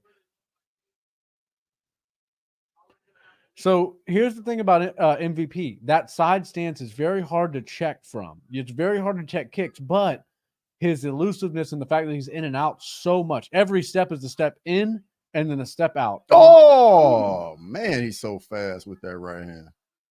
He's so Look at entertaining. Kevin Kevin smiling. actually likes this. Yeah. Come on. Man, MVP, you're right. MVP's got the speed advantage, Mhm. huh?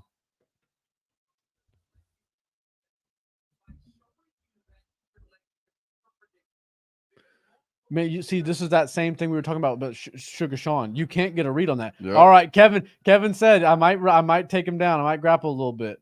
I think he realized very quickly that it's wise to do that. Mhm. This is a mixed martial arts fight. This is not a kickboxing match. It's not a karate match. Use what you've got. Use every tool. And people remember that Hamzat fight, what happened with Kevin, but He you know, did you doing can't- everything right. Kevin, the defenses he was employing were perfect. It was just Mhm. Hamzat had the answer for everything. But Kevin is a great grappler. Don't get that twisted. 100%. And look, anytime you have to bear another man's weight, a guy that weighs probably 190, 192 pounds right now, and Kevin, something about there, it's gonna get you a little more tired. And Double the more underhooks. bounce and the more more tired you can make MVP's legs, the better. Yes. You don't want Gotta him take that fresh. Spring out of his step. Yeah. Right now, he's going to be very, very quick.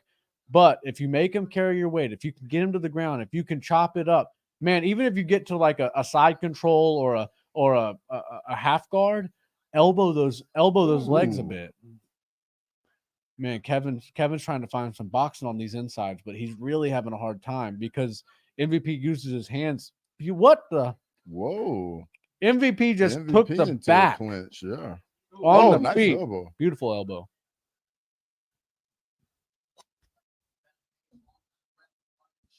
Oh man, that kick!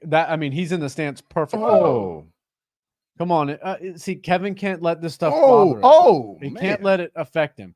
He's got to get in there. He's got to make this ugly, man. You can't just sit here and watch this guy do it. At this range, this is going to happen all night. Kevin has got to find a way to get inside. Yeah, I don't care if you got to shave your mustache in between rounds and turn into a Dagestani wrestler. You got to start. You have. Oh, he's landing my that clean goodness. every time. Kevin's got a chin. He got a chin. He's got a chin. Granite chin. These are landing on the temple, though, man. This is because he doesn't look phased. When come on, man. And see, it's funny. I love this fight. I got to go for Kevin, but man, I'm loving what I'm seeing out of Michael Venom Page so far.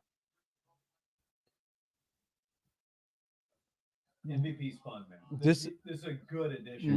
Mm-hmm. Absolutely. And I can't think of a better card to put this fight on. We know these guys are going to deliver. This is exactly what Kevin needs to do. By any means necessary, attack those legs. Yep. Because if you can get a little blood going to them, then you can get them a little heavier, right? You start bruising things. That's why people kick the arms so much. Because if you can get somebody's guard heavy because their arms are covered in blood or are full of blood, then their arms start to droop a little bit, right? The same thing can be done to the legs. You start sending blood to the legs through kicking it and doing damage, and that slows them down. And, on top of the bruising and just feeling the pain, you're also sending blood down there, and that's really important. Oh! Is that overhand just going to be there all night long or what? I mean, MVP likes that overhand. Just like Gilbert was 6 for 6 on those takedowns, he's like 4 for 4 on that. And he's landing it pretty. Nice uppercut. Nice. You know what's funny is MVP moves in a way where you're like, oh, he must just run all fight. But nah, he's in. He's engaging. He makes his entries on his own terms. He does them in very unorthodox ways. Mm-hmm. One of our favorite things to say on the channel is engaging on your own terms. Yeah. And MVP really does that well. 17 to 23 strikes. That's how accurate he is. 74% accuracy. So he's thrown less than Kevin on this round. Oh! Well, yeah, you're Rodriguez Dude. there. bro, the creativity. We may have never seen anybody as creative striking as Michael We Venom got to Page. see him in Wonder Boy. We got to. We have to Absolutely. see it. Yeah. And I favor MVP at this stage in Wonder Boy's life. Over Yeah. 40 years old, but Mhm. you can never count out Stephen Thompson. No. Let's not get ahead of ourselves. He's still got to beat Kevin Holland here, Mm-hmm. But I think win, lose, or draw, he's fighting Sugar. but Wonder Boy Sugar- next. No, Sugar don't want that. Somebody in the chat said, "Can you imagine Hamza versus MVP?" No, not at all. Man, that's Not crazy. at all. It's Not at all. No, that would be crazy. My phone. Wham. Mm. Clean. How many do we have in the chat, Chris? 16. Nice body. 16 in the chat. Thank y'all for coming in. Obviously, MVP won that first round. If y'all have a differing opinion, let us know. If you think the same thing, also let us know. Ooh, and it. Man, and that was the chin. Dude. That was flush on the That's what chin. The Korean zombie who also had a chin. Yeah. Mhm. Against Kevin Yair. put Yep. Kevin down. Yep. He looks pretty fresh. He doesn't look too. Oh man, Kevin looks a little tired. Whoa. Right off the rip, man. He's So throwing Kevin some said crazy to his stuff. corner, Huh? he's faster than I thought. Mm-hmm. Oh man, I don't know if he wants to. Yeah. Oh. You got to get in. You got to get. Yeah. That's exactly what Kevin Yep. You said. have to get inside, and I don't care if you got to wrestle. You got to grapple. You got to wrestle. Yeah, Look, they're definitely talking. There's the right podcast now. that started. Yep. Yep. There you go, a little McGregor shoulder. Yeah, he's got to make it dirty. Yep. See, he's smart. He's picking up on by any means necessary. Attack those legs. Yep. It doesn't seem to be slowing MVP down just yet, though. Yeah, no, it doesn't. Neither of them have the biggest legs, huh?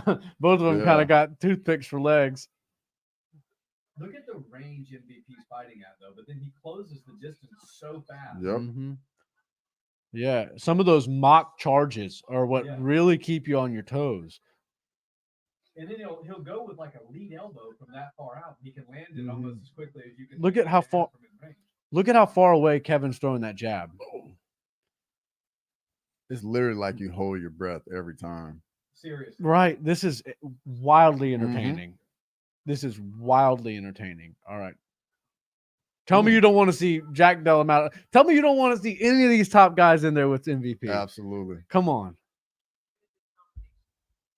Joe Rogan must be loving this because he loves that He karate was stuff. full taekwondo Yeah. Before he got into jiu-jitsu.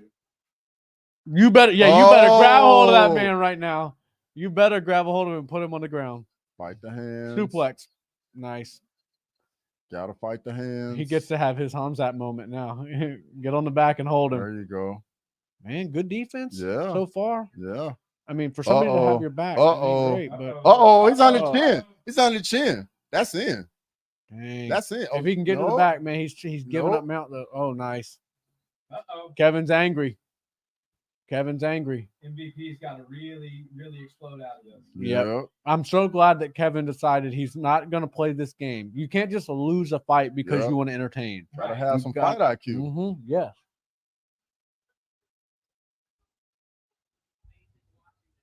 Venom versus MVP and what?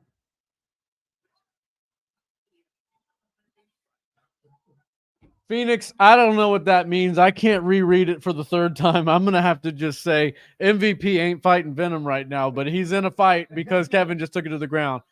He's looking great. Any modicum of sense. Not ragging on you, Phoenix. I'm appreciative of you being in the live, and I'm a little bit lost for words for. Thought Kevin really had for a second. MVP did the right thing. He gave up mount. Some big elbows. from Kevin. Yeah, Kevin's got to do this, and this might win him the round. Nice. Back to your feet. There you Uh-oh. go. Nice. I mean, pretty solid. That was important for oh man. He walked away like it wobbled him, but it didn't. It sort of. He's got a gas tank too. He doesn't look too tired. I mean, getting up from being taken down like that and getting elbows right down on you is pretty exhausting. This is what Kevin's got to do. Yep. Smother. You gotta stay right here. I'm certainly nobody to tell MVP what he should or shouldn't do, but if every once in a while he sat down on these punches, man, I think he could do even more damage. He's landing like everything he's throwing. So, but to do his style, you have to be basically airborne, and that's why you don't have all the power, because you're not generating your power from the floor. You're lunging and then you're in the air, and whatever power or force you had from the time you left the ground is what. That overhand, man. Bro, this is crazy. In the striking realm, we've never seen Kevin deal with this kind of issue. Think about not even against Wonderboy. It was a good fight. You know? I mean, and Kevin was winning the first round, and I think even the second round he was looking really good. He seems confused. Nice body shot. Yeah. Well, there is nobody that you can call to mimic MVP in a fight camp. And this to confuse somebody who has a Wonderboy as an opponent is saying a lot, because you would think if you fought Wonderboy, you might be somewhat. Oh, my he hit it goodness. again. He landed it again. Maybe the other elbow this time though. Look at that awareness. You see that awareness, that duck? Oh. Okay, so I wasn't sure. I thought I might be a little lofty in saying this the first time I said it. Now that I've seen him 2 rounds into the UFC, Israel Adesanya versus MVP is interesting. I know it's a far cry because we're talking about one of the most dominant champions in recent history versus a debuter, but I mean, and 2 different weight classes. I think that would probably be the biggest thing. But. Yeah, but they're both 6'3", 6'4". So I don't know. What's that? Israel versus MVP. It would at least. I mean, I wouldn't say it's a gimme fight. I wouldn't say it's a tune-up. No, it's a tough fight. I would favor Israel in that because he's just so cerebral and he's got. I don't know. It's a tough. But he reads everybody that he fights so well, and so many guys do so many things similar to other guys in the division because what they're doing is working. MVP does so many things different from everybody else. You can't get a read on him. We're 10 minutes into this fight, and I don't think Kevin really.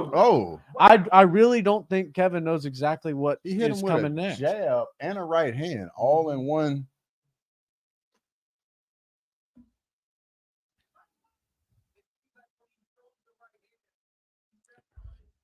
Respectful. The martial artist side just showed.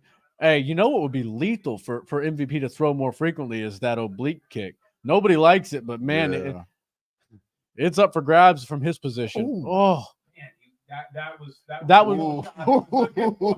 nice hey, his sweeps are pretty nasty, huh? Beautiful. I mean, his takedown defense is not terrible. It's almost like I'm talking about somebody who's coming from kickboxing, but I have to remember he's 21-2 in MMA. So clearly he's had his fair share of dealing with this type of stuff. And like we saw with Wonderboy against Shavkat, obviously we know how that fight went, but Shavkat had his work cut out for him getting Wonderboy to the ground. Right. These boys had me. MVP. MVP had that one, but it was closer than the first one. Close round. Very close round.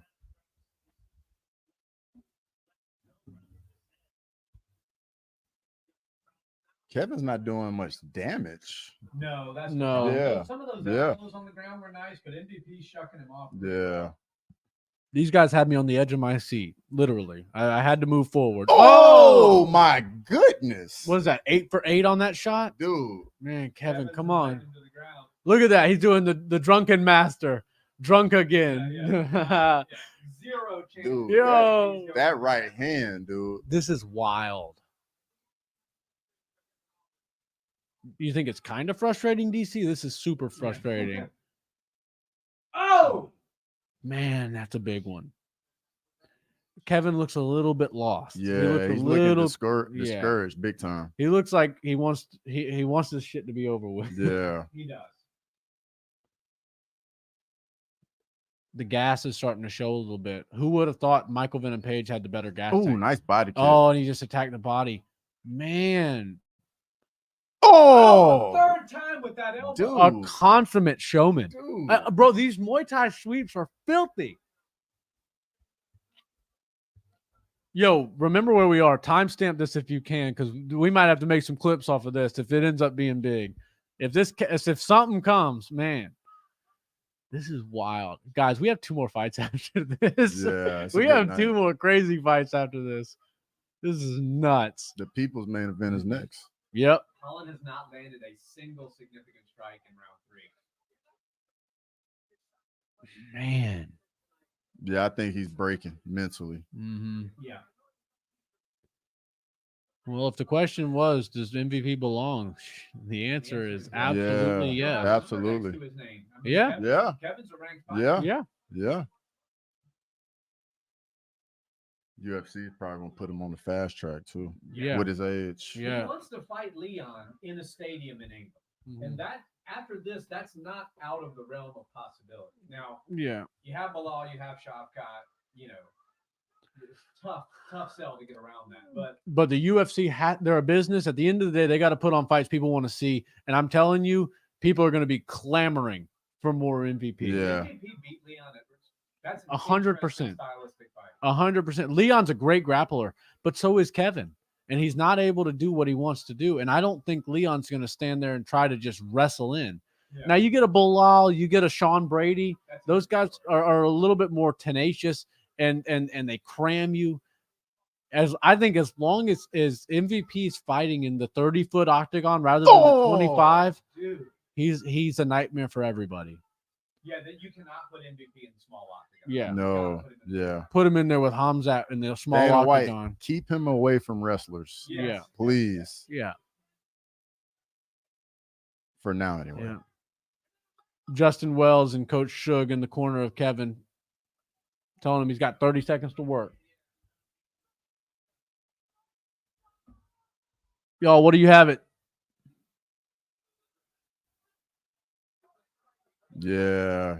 Well, that's just a sign of frustration. Yep, you know? absolutely. Absolutely. It's the same thing as when a wrestler takes somebody down, right? If you could stop me, you would. It's not like MVP's doing nothing. He's not avoiding. He's Yep. engaging. He's engaging with big shots. Oh my gosh, Whoa. the lights just shut off. Or no, they didn't shut off. I guess they switched cameras for a second. Yeah, Kevin They get frustrated. cut off. Big time. Kevin's angry. Yeah. He's frustrated. That's 30-27 for Michael Venom Page. Yeah.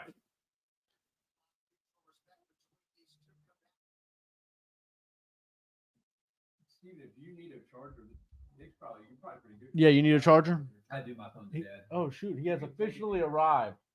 Here you go. How many do we have in the chat? 12. 12 at the moment. But it's going up and down. That right hand. It was just at 16. Holland's got a chin, boys. Y'all drop your scorecards in. I got 30-27. I got a 30. I'm gonna drop mine. MVP. 30-27 MVP.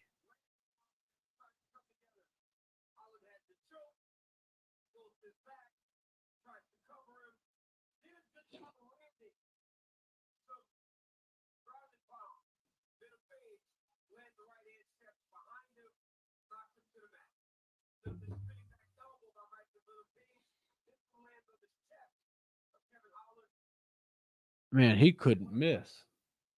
Dude. And I don't think he did any damage. Nah. All right. It ain't going to happen, but what if they put him on 300? Wild. Yeah. They're all here to see me. Did you see that Ian Gary meme where he was talking at the press conference, being like, "You're all here to see me"? Yeah, yeah, yeah.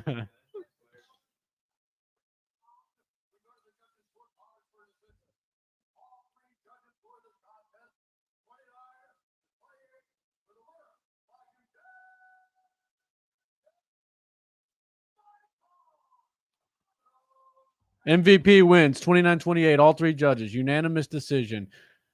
Honestly, made his debut look a little bit easy. Yeah, that was a good debut for sure. Dang. And he's For about to sure. talk to Joe Rogan for the first time in the UFC's octagon. Let's hear what he's got to say.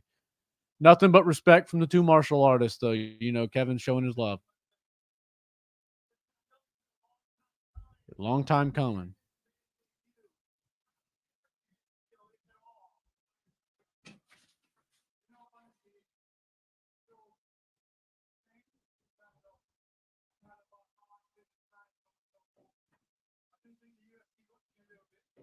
He's saying the UFC brand and just the fight week got to him a little bit, but everything about this, everything about this is.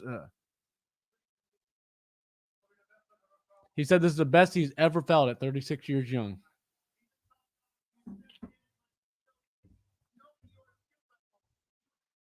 Yes, sir. Mm-hmm.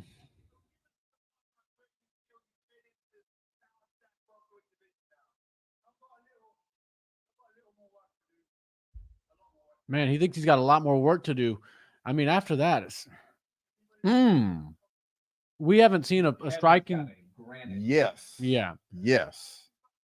Any other fighter that would have been a knockout. Yes. He landed that multiple times.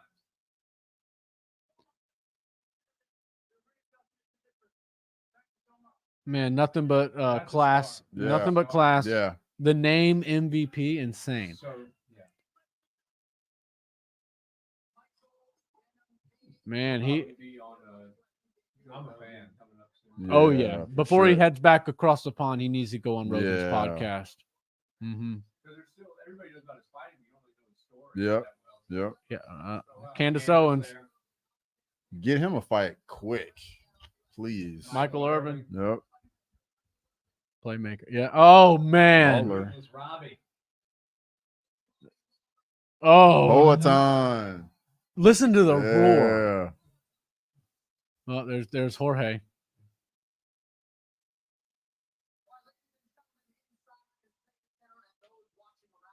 John Anik dropping an announcement.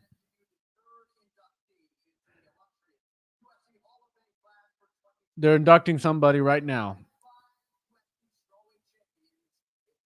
It's going to be Joanna. Joanna, Yeah, yes. she's there. Only Yeah. fitting. And she's in Miami where she's trained most of her career, right? Yes. All right. The lady goat right there. I know Amanda Nunes is, but You can't not love Joanna. nobody was a force to be reckoned with in the ladies strawweight division like Yeah. her. Starching people at women's 115. Yeah. Think- Her fight with Wade Lee, the first one is one of the fights that got me into MMA. Yeah. Isn't that awesome? Yeah. Have you ever seen the Arnold Schwarzenegger Christmas movie, Jingle All the Way? Yeah. Yeah. You know the how he dresses up as a superhero in Mhm. the movie, Mhm. and there's that Dementor guy, the giant brain Yep, guy that yep, is like Nemesis. yep. That's what how she looked like, yeah. Yeah. At the end of that fight, Yeah, she looked yeah. like Dementor from And she kind of had that natural ability to be like Connor. She was a showman. She was. really knew how to put on. I mean, the way she'd look at girls at the stare downs and Yep, stuff yep, was yep. gangster. Nothing short of gangster. You know, we've had some awesome girls come to the UFC, but when it comes to characters, when it comes to dominance, she sits on the Mount Rushmore as far as women's MMA goes. In the UFC, she has to, right? She's a dog too. If there's a dog. Mount Rushmore for women, she's on it. It's She has her, to be. Amanda, Valentina, Ronda Rousey. Yeah. JD just said Tony Hinchcliffe inducted in the UFC Hall of Fame. Yep. And he's got a big crush on her, so he must really like the way he looks. Yep. She was fun, man. Yeah, that stuff. That was Yep. all awesome. That was so cool. And yeah, she'd give gifts and Well deserved. Yeah. and she didn't try to copy anybody, right? No. She did her own thing. Yep. She was a unique character and it was just an authentic it was an authentic 5 personality. title defenses. I mean, think about Legit. the champions of today. 5 title. Who on the UFC's roster right now do you think can defend 5 times? Is Sugar defending 5 times? No. I don't think so. I think Islam has a chance. Yes. Yeah. DDP. I don't think so. I don't think so. Bro, Tony Hinchcliffe looks good in a sports bra, huh? I think- They're still talking about him over in the chat. That's why I I'm think if shining him up. Leon can get past Shavkat, he could have a Yeah, chance. he can. Because Yeah. I think he beats Bilal. Yeah. Shotgun's the biggest. Yep. There's that fight you were talking about. Look at her. Yep. The That's the mentor. one. Yep. And I mean, the pace of that fight was crazy. Mm. And then we saw how good Wei Li did out Mhm. there. I mean, look at her. She's still doing the damn thing. UFC 300. It's coming up. Yep. That was one of the best. Forget about women's fights. That was one of the Yeah. best fights I've ever Absolutely. 100%. Look at her head. seen. I'm telling you, Look at that thing. Whoa. That's crazy. You put her forehead on Jack Della Maddalena, and you got a different species. Wow. Let's go. Look at that thing. Wow. Look at that thing. Dang.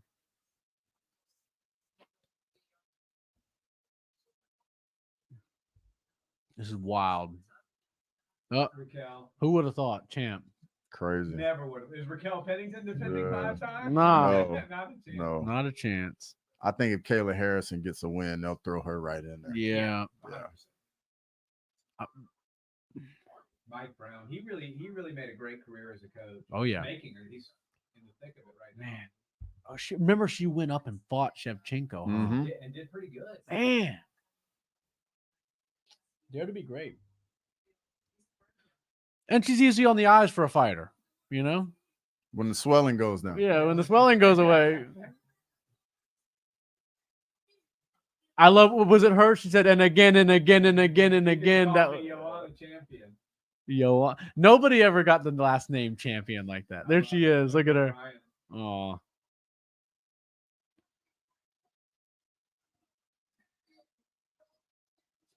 No better place for her to get this, you know. Yeah. She lives down there. Right. Yeah. Mm-hmm. She's made it her home. Is that actually Bronson? She looks great. Yeah. Look at her, still being the little performer that she is. How about Marab behind her though? I feel like his star is like blossoming. Bro, I was just about to say earlier, and then we got caught up on the Michael Venom page. Marab is low key one of the best Instagrams to follow. Yeah. He's always absolutely. putting great stuff up. Like the videos he was putting out before the fight with Cejudo, Uh-huh. all of them were a hit. All of them. Hilarious. And Yeah. he gets with Nina Drama and says funny stuff. And then the fact that remember that one where he was like hitting the Bob dummy, Yep. and then like the girl walks up with like Yep. wine glasses, he just shuts her out and goes right back to training. I loved all that. So somebody asked in the chat, what do y'all think Poirier's chances are? I think he's got it. I think the longer the fight goes, the better his chances are. I think he's got to be very cautious early on. And hey, I've had mixed feelings about this one. I've gone back and forth. My official prediction was Dustin Poirier by decision. I'm sticking with it. Sticking with Poirier. I'm seeing BSDs by submission round 2. Woo! I think if he gets it done, he can definitely do by submission. Dustin's a dog. I think BSD is gonna stay in the pocket with Dustin. Dustin's gonna be willing to stay in the pocket. Mm-hmm. Somebody's gonna get called, clip him up against the cage, shoot a takedown, and then in the fights Dustin's gotten in trouble, the grappling generally has been a big part of it. Absolutely. There's Terrence. Yeah. Yeah. You'll see him at Main Nick's been Street. doing a lot Yeah. of work with him lately. Yeah. Okay. Yeah. Cool. Hey, hits like a freight train. He I hits. bet. He hits I hard. bet. He's always working with Kevin too, so he's getting pretty dynamic. And I Mhm. know Kevin didn't have his best showing right now, but he's teaching Terrence a lot of the ways. And Yeah. and Terrence is fun, man. Great story. Great wrestler. That's the Great thing. kid. Nobody thinks of him as a wrestler. Because he's got all those early knockouts. Yeah. Terrence is a great wrestler. Great. Yep. His story really is wild. And he beat Frivola. That was the one he got that early KO on, Yeah. right? The 10-second KO. Was that the one where he like hurt himself, or he celebrated and then hurt himself? Yeah. Tore his ACL or something whatever. like Yeah.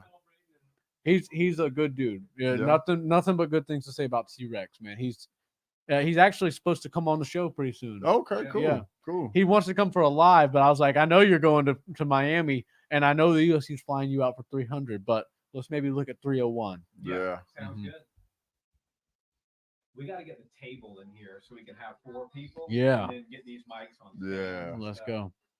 You got to come back for another one, Jay. Oh, Oh, this absolutely. is you're a staple in I've now, had man. I've had a great time. As long guys. as you enjoy this setup, man, we love having Oh, more yeah. people to talk Oh to. yeah, I've loved it. I talked to this guy too much. If you want a glass of wine or something. Oh, I'm good with my little Okay, water cool. right I'm not here. really I'm a good. drinker, but I mean, I didn't want to come Yeah. empty-handed, I Yeah. appreciate it. He said he's not the biggest drinker either, Mhm. so Yeah. Yeah. we'll drink. There's always a time to do it, but Houston drivers, they all like to drink for us, and then when you're getting on the road with them, it's a little bit rough. You know what I really want to do is obviously love this setup, but one day when the time is right, I want to buy a condo downtown and then do this downtown live stream in a nice central location. We'll get a high rise or something, and then just set it up for live streams. Because the truth is, like, we live 30 minutes outside of Houston. Right. You're one of the few people that make the drive. Yeah, a lot of people say they're coming. Yeah, absolutely. Right. I get it. I get it. But the truth is, it's just 25 miles up 45. Yeah. Yeah. And at this time of night, you can drive 100, and you'd be getting past too. Yep, probably.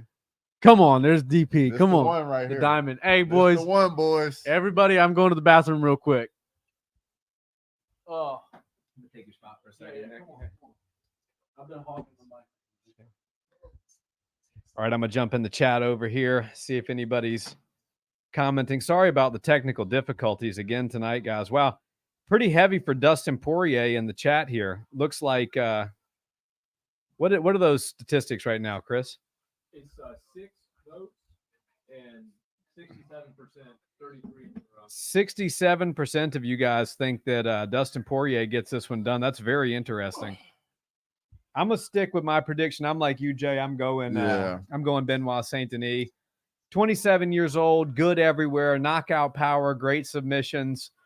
I'm as big of a Dustin the Diamond fan as you'll find, but I think it's just unfortunately for him, the new guard is coming in.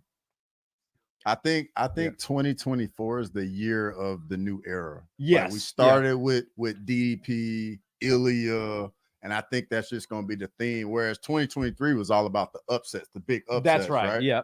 And if you think about it, Israel, I think he's 35. Kamaru, I believe, is 36. Neither one of them are the champ anymore. You got Dustin Poirier and Justin Gaethje, both in their mid-30s as well. Wonder Boy's 40. So it's like the era is quickly coming to an end. But I'm not mad at it because, I appreciate all the memories that those guys have given us. But they're also giving these guys opportunities to become the stars of tomorrow, But I'll tell you what, though, when you look at Kamaru and Izzy, I think that champion, the active defend 3 times a year champion, might be a thing of the past. And I hate to say that, but and a lot of people dog on Izzy for some reason, but I've always been a fan of his, and just the sheer activity and always being willing to fight the next person up, even if it's somebody he's already beaten before, get in there with him again. I think if there's one thing I hope for in this new generation, it's that the guys that are coming up, the champions of tomorrow, take a page out of the GSP, the Izzy, the Kamaru, take a page out of their book and be active champions. Absolutely. That's the biggest thing. Absolutely. To me, I got a question for you. Yeah. While we were on it a little earlier. Did that stat I shared with you about Justin Gaethje sway you in any way in the BSD Poirier fight? I was leaning BSD anyways. Okay. But it solidified it for me. Yeah. Gotcha. I think, the Gaethje curse. Yeah. Guys, let us know in the comments. Do you think the Gaethje curse is real? And I'm gonna get up here in a second and give Nick his rightful chair back. But let me know if you guys think that the Gaethje curse. Tell me the statistic again, Jay. So I don't know the exact numbers, but fighters that lose to Gaethje in the UFC, I don't think any of them have a winning record after losing to Gaethje. And I think all but one of them. People and 4 of them have gone on to lose. Yeah. So Wow. Only lose. Only lose. The one with the best record is Michael Johnson. Yeah. Justin Gaethje changes people, man. Yeah. Yeah. Fazeev got hurt against Gamrot. Tony. Who else? James Vick. He's not even Cap Cerrone. Yeah. Like, it's a real thing. Customer has placed $120,000 bet on Hey. Los Angeles. Just my luck said, what's the stat? So I hope you heard that. That's the stat. Justin Gaethje changes people, basically. Yes. That's what we're saying. Yes. Yeah, he did. Yeah. Man. Chris, who you got in this? Man, the white shorts I really can't do say look that slick. Los Angeles about to win this fight. Right? Then when I saw him at the face-off, like BSD is Huge. much bigger Yeah, than big, DP. yeah. Yeah. Dustin's not a small. Yeah. 55er. No. Yeah. I can't believe he used to spend his time at 45. He looked real skinny at 45 weight. Right. He didn't hit weights at all back then. No. Yeah. And he's never been a hard-bodied guy, but you know, He's much bigger now. right. He's never looked like He Michael looks Chandler. Max. He looks Max Yeah, like he's supposed to Yeah. hustle. Absolutely. He had to. He's, you know, Max is a big 45er, but he's not strong enough for 55. He's a tall 45. Yeah. He's not like there's 45ers that are thicker than that. Arnold Allen and Ivlovev or whatever. Yeah. Man, those two guys are bodied up. Evloev is something else. Man. Yeah. That guy is. Poirier's got a cameo and Never Back Down. Really? Yeah. He does. Yep. He was one of the fighters in that? Yeah. A bald, skinny, probably. Mhm. Yep. Looked like he'd be fighting in the parking lot, like where they probably fought him. If BSD gets this win, France has got themselves a star. Yeah. Oh, yeah. Talk about a card over there. You got Yeah. Cyril. Mm-hmm. Yeah. You can put him on it, BSD, and the Imavov. But I think Mhm. if Oh, BSD Imava. wins this There he fight, is. You would almost main event BSD Yep. and co-main Cyril. You Yep. know, until Cyril gets a few more wins. Yep. Hey, he looks fresh. He looks young. He looks good. And that shaved head is always a sign that somebody's ready to go. Yeah. We're gonna see. Hey, and all Benoit King Saint of Diamonds Denis. back. Oh yeah, it's hard. Yeah. It is. It is. When- Yeah. The first time I saw, I was like, that's kind of tight. Yeah, if you're gonna go neck tattoo or anything above the collar, it's got to be meaningful and it's got to be gangster. He should forever get free admission into the King of Diamonds. Yeah. He's down in the right place for it. Yep. You're gonna start pulling those shorts up as soon as the fight Yeah. starts. Yep.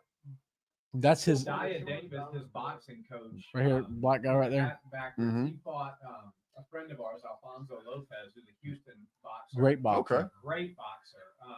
But Dia had a really good boxing career. He's part of the reason that Dustin's boxing is so good. Yeah. Aside from working Mhm. with American Top Team, he works with him on just boxing, just fundamental boxing.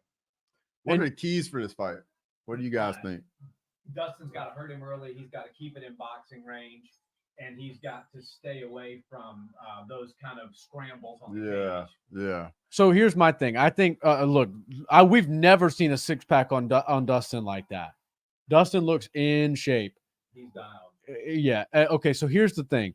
Benoit Saint Denis is clearly in the biggest moment of his fighting career without even question. This is not the biggest fight for Dustin. Yeah. I think Dustin needs to weather the storm early. Benoit's going to go out there and he's got to finish him early. I think if you ask Benoit right now, who do you think takes the championship rounds in this fight? He'd probably go, well, I haven't been there. So off experience, you got to lean towards Dustin. That means I got to start strong. I think if Benoit is able to come in really hot and catch him, then it's going to be a rough night for Dustin. But man, Dustin's a dog. He's durable. And if you try to get in a firefight with him, you usually don't wind up winning it. Here's the thing. We know how good Dustin Poirier is. Yep. We're going to find out in the first 3 minutes of this fight Yep. if Benoit's as good as we think Yep. he is. Yeah. I think he could get in trouble being a bit too aggressive and being Yeah. reckless early. And with Dustin's timing and countering, it could get him in trouble because I think BSD is going to come out and just be aggressive. Yeah. Like, let's get to it right away. Remember, Benoit has a really wide stance. Mhm. And so he's he doesn't move very fast, but he moves with purpose. plants his So feet, he unlike plants Michael his feet Venom a lot. Page, huh? And JD just wrote P head looks ready, and that's Conor McGregor's doing. Good work on Conor McGregor. But I saw a clip the other day. It reminded me because he said that Connor called him a hillbilly Yeah. from he's from some little country town or whatever, a redneck or a hillbilly. And DC goes, now before you answer this question, remember me and Dustin are from the same place. So what Yep. does that make me? He goes, you're a ghetto hillbilly. Yeah, right too, DC. That's crazy. There is only one Conor McGregor. That's right. I'm surprised he's not been tweeting. Oh, he will be for this one. Oh yeah, He will- he might. I'm surprised he didn't say he'd like to mix it up with Michael Venom Page, which just because he says stuff like that. Yeah. The crowd goes boom when Dustin Poirier's in there. He looks tall for 5'9", doesn't he? Yeah. What did it? How tall did it say Benoit? 5'11". 5'11". No kidding. Yeah. Guys are getting bigger and bigger for these divisions. Yeah. Because the I mean, weight think cuts about are getting Frankie better. Edgar was the champion in this That's division, wild. You know, Uriah Faber, no, Used to compete at 50. Yeah, he competed at 55. Yeah, he's crazy. Oh, you kidding me? The last few I've all been out at like bars and Oh, stuff yeah. watching. So So those never have issues. nah. No, they prioritize. Here we go. Let's go, boys. All right, here we go. Oh, Fight has round officially one, started. Benoit stance, knee, Dustin. Good kid. See how wide Benoit's stance is? Yeah, lock in, everybody. Ooh. Beautiful. And that heavy legs are gonna get you kicked. Oh. Oh man. Okay. Oh look, he's. Guillotine. Oh, I don't know. Should you jump? He's going for it. He's going. Oh, it's tight. Oh, nope, got out. Transition.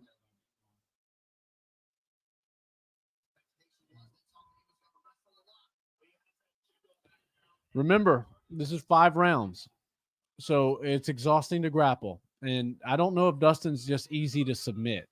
All right, but this is smart for Saint Denis. Here's a stat that kind of makes me concerned for Dustin. Every time he loses by submission, it's by choke. Yeah. And the majority of Benoit's finishes are by choke. Mm. 15 in the chat. No, we are not streaming on TikTok right now. Something we'll look into in the future, but no, we're not live on TikTok at the moment.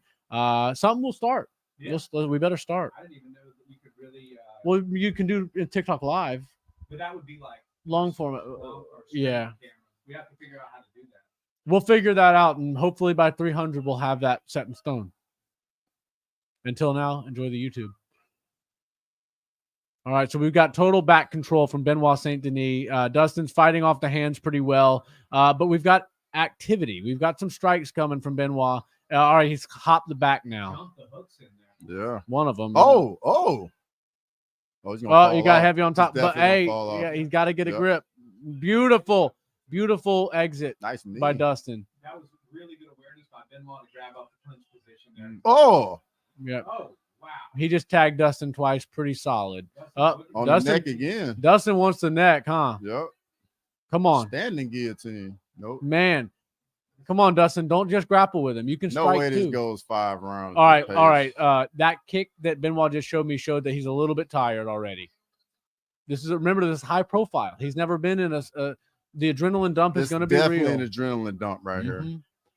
All right, now Oh, we're in oh. we're in a rock'em sock'em fight right now. Both are landing. Oh yeah. Somebody's gonna gas if this fight keeps going. I think Dustin's Mm. got the gas advantage. Yeah, I agree. For sure. Man, some of these knees are coming through, huh? But if he gets hurt though, that can change. Dustin on a single, Mm-hmm. abandoned that pretty quick. Yeah, Dustin's fallen in love with his boxing so much, but people forget he's really, really Kimura sweep? technical. Yeah, Kimura. I don't like that move against the cage. That was a weird. Well, it's so hard to pin people down in MMA nice because body they're shot. just Benoit, big elbows. big, huge elbows Dustin from landed a few Benoit. punches of his own. Oh, big hook off Dustin, but there was something else landed by Benoit. So Benoit's clearly getting the getting the first Dustin round. gonna counter. Dustin Yeah. Talk about a Yep. chin. Talk about a chin. This- Dustin just took a big This exhale. pace is crazy. Yeah, Another guillotine. Nope. man. Another choke. And I would most of the time you advise people to not jump. A lot of people advise not to jump guillotine, but if you're Dustin Poirier, you kind of Almost has to understand. be even a guillotine. Right. Safe to say the guy knows his way around the guillotine. But see, then if you don't get it, you run the Yep. risk of ending up Right. in Yep. positions like this. Right, or you get slammed. Sometimes Yeah. people like to slam, and Benoit seems like the type of guy that wouldn't mind slamming somebody that jumps Yeah. guillotine. All right, we got another Body back triangle. entanglement, body triangle. Dustin's really hard to submit, but like you said, when he loses by submission, it's by choke. And when Benoit wins by submission, it's by choke. This exact position. Now his feet are crossed. I know he's not in threat right now because he's so high up on the back that he's not doesn't have to worry about that. But you could always look for a little foot lock to just create some space, because if you can alert somebody quickly, then they move. That creates that half inch of space that you need to twist. And Dustin's composed. He's fighting off well. He's gonna make Beautiful. it through the round. Yeah, we got 20 seconds left. I don't see him getting submitted right now. But Benoit's being very active from the back. And I guess you could say Dustin's being very active from the top. Oh, armbar. Oh, triangle. Okay. Oh, Oh wow. armbar. Oh, he's got it. No. Wow. One round for Benoit. Good first round.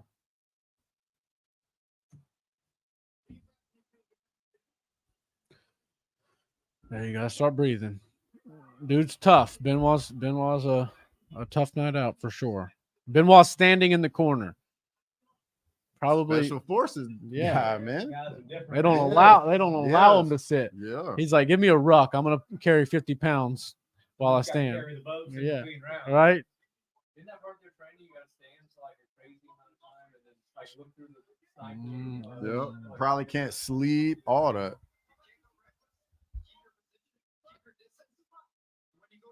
Needless to say, Coach saying don't get reckless. Keep your distance. Yeah. Be smart. Dustin Poirier can shut the lights out on anybody if you get reckless. On yeah, for sure. Yeah, that was a fast pace in that first round. They both I appear can't to be believe we breathing have heavy. O'Malley versus Vera after this. Yeah, It's been crazy, a right? great night. Yeah. Yeah, we're talking about the fighters' adrenaline dump. I'm having my own over here.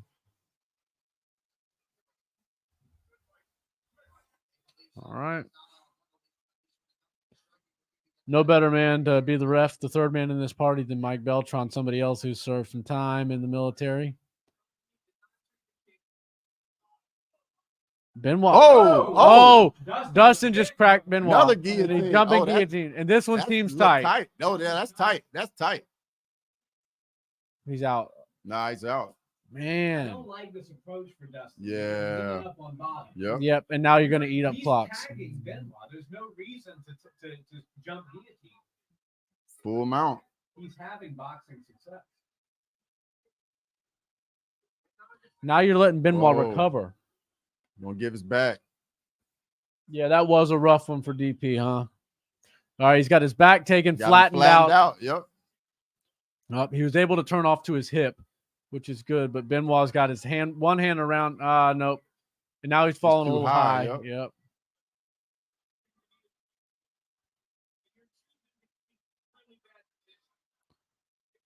Yeah, you're out of the frying pan into the fire. Okay, no, it's Dustin's. Yeah, I don't think he has to worry about the neck crank so much. He's not going to tap to it, and it didn't look like it was more bicep and forearm. It wasn't the bones. Trying to turn into There you him. go. Yep. Beautiful. Yep, nice. Beautiful. I think he needs to engage more in the boxing. He's having success. Yeah. The problem is Benoit's also having success, and Yep. and he needs to avoid the clinch. So it's very difficult to remain in boxing range without winding up in the clinch. And I would say, as of right now, Benoit's better in the clinch. Oh, He's be trying to careful. seize his moment. You can get caught right here. Good body work. Yeah, you can get caught right there now. That almost looked like Another guillotine. Mm-hmm. Yeah. Yeah, from one Lafayette, Louisiana man to another. Do not jump guillotine again. Oh yeah, Benoit's breathing hard.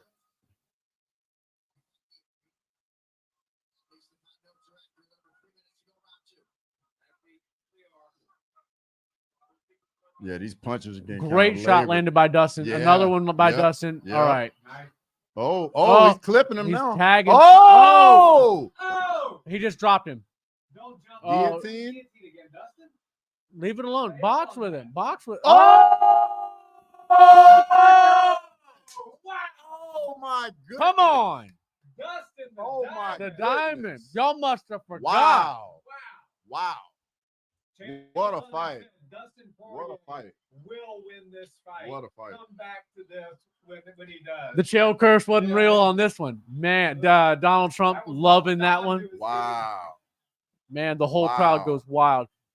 You really thought Dustin was going to lose in his own backyard. Okay. Jay said something tonight when you were up here helping Chris that is interesting. Islam Makhachev wants to fight in June. Okay. Armin's fighting next month against Charles. Mm-hmm.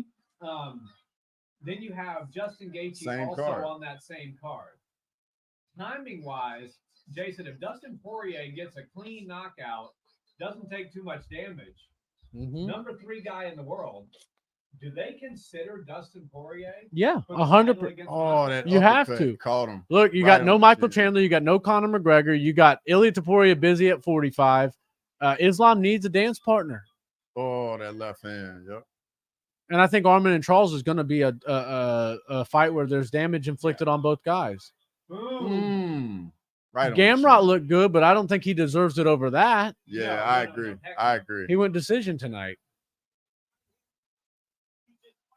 All right, chat. Y'all got to let us know. What do you think about that? Chris, does Dustin Poirier deserve to be in the title discussion after that? 100%. I thought I was the odd man out. I thought I was crazy when I was picking Dustin, and then I was even second guessing myself. I'm glad I stuck with the diamond. Dustin the Diamond. Wow. There he goes, man. Great fight. Just my luck commented 100. Yep. Frenchman very sloppy out of Avi. I'm That's still right. consistent. I am over picking Dustin Poirier fights. Yeah. Yep. But I think he's going to win. He loses. Yeah. Vice versa. Yeah. Wow. Bruce Buffer loves that. Yeah, that's a really entertaining fight.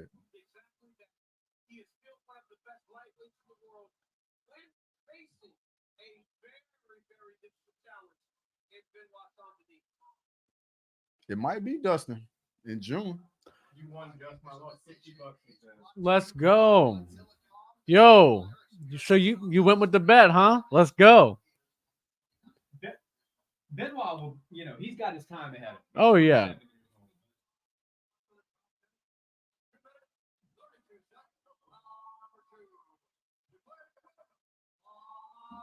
Knockout.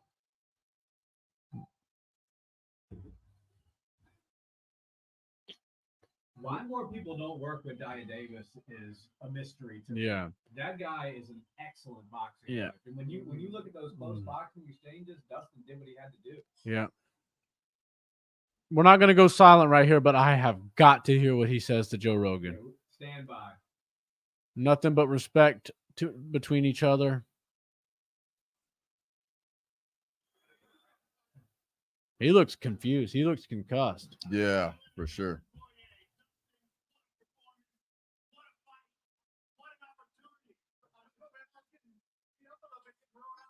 Yeah. Dustin said he was getting beat up. All of those guys are 55ers, basically. Yeah. Yep.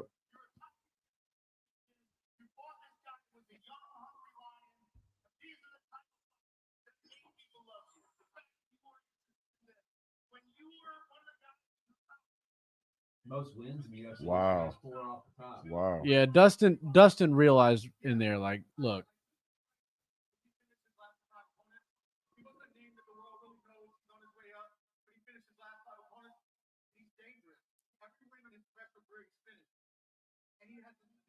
hey, Dustin looks like he has that fire in his eye again. Yeah.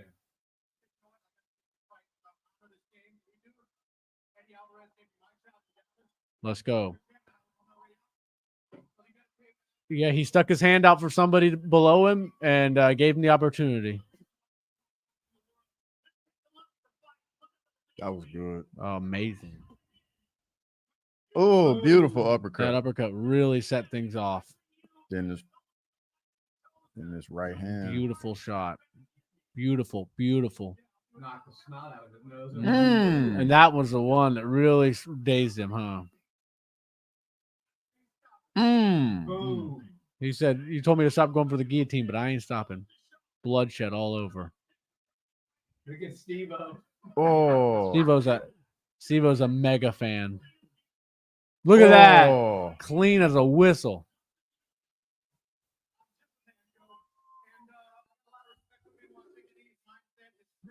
Dustin did look incredible. Granite guy, thanks for joining us, man. Who you got for Sugar?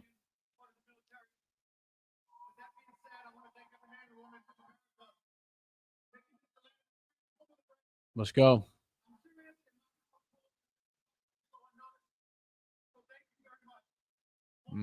Nothing but respect out of Dustin, as come to expect. Yeah. 100%. He's at that point, you don't even need to call people out now.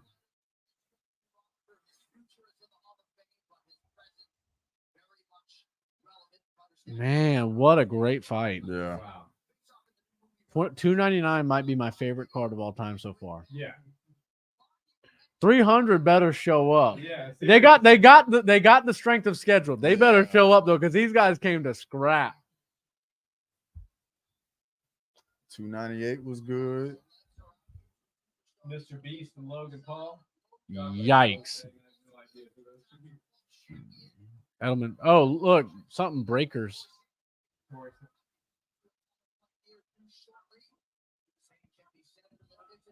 That's the real. He's not wearing the jacket that he Yeah. took from Sugar. Yeah. He should have. Uh-oh.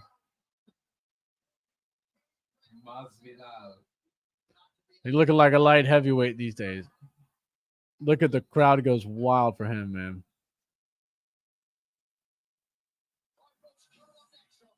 Main Right, event. here we go. Man, oh Here we man. go.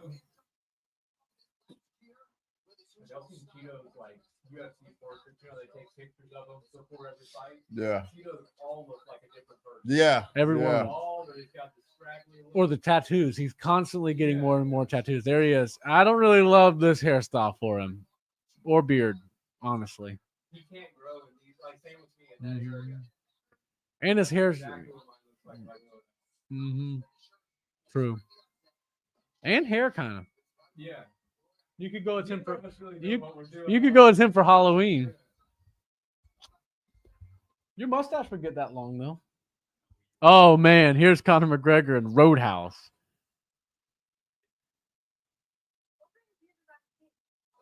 Jay, did I tell you I was at the weigh-ins for this?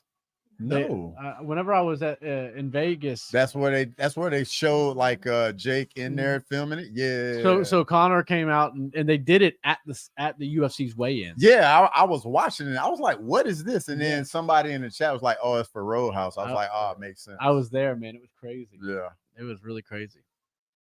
Because we walked into the event and then they were originally going to do it first, and then they decided we're going to do the UFC first.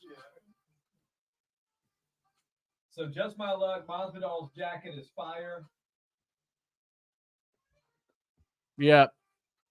Hey, I went away from Dustin first round. Granite guy said he looked great, no doubt about it. JD Jackson, these dudes look like the homeless guys that set up camp in front of my bank's ATM every night. they do. Oh man, they do. Both of them look like a couple of street artists.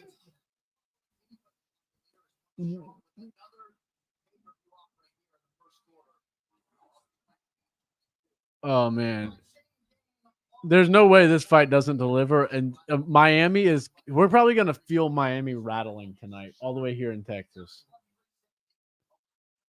Great hair. That's before the braids go in. Yeah. It looks much better with the braids. Yeah. And he's going pink shorts, pink and gold shorts. Yeah. Yep. Guy's got his own style. I'll give him that. Definitely. Yeah. But my thing is at the press conference, if you're going to do your hair that Miami Vice and you're going to wear that crazy jacket, make it a matching color. Go with a pink or a blue, but that green just clashes with the hair color. Yeah. Everything about him clashes. Peter Yan, Corey Smith. Yeah, Peter Yan does have a tough go, doesn't he? Yeah. Aljo's not in the division anymore. He already fought Marab. Already fought, Sandhagen. Yep. Yeah. Well, where is Davidson? Great going to be ranked. Is he going to be ranked at all? Maybe that'd be a good. Well, he's going with Cody, right? Yeah, next month. Yeah. If he starts his garbrandt, maybe that's a fight they make. I don't know who's going to win that fight. I think Davidson. Cody's looked a little better lately, but he's still chinny, Yeah. and he still gets roped into whatever you want him to do. Yeah. All right, we're seeing a little Can you bit of hear that me at all, preview. Chris, or no? You can. It's just Quiet. yeah. That's why I said move the mic because if people are like, "Hey, your mic's not coming through," but if there's not one, they get the Right. Yeah. Yeah.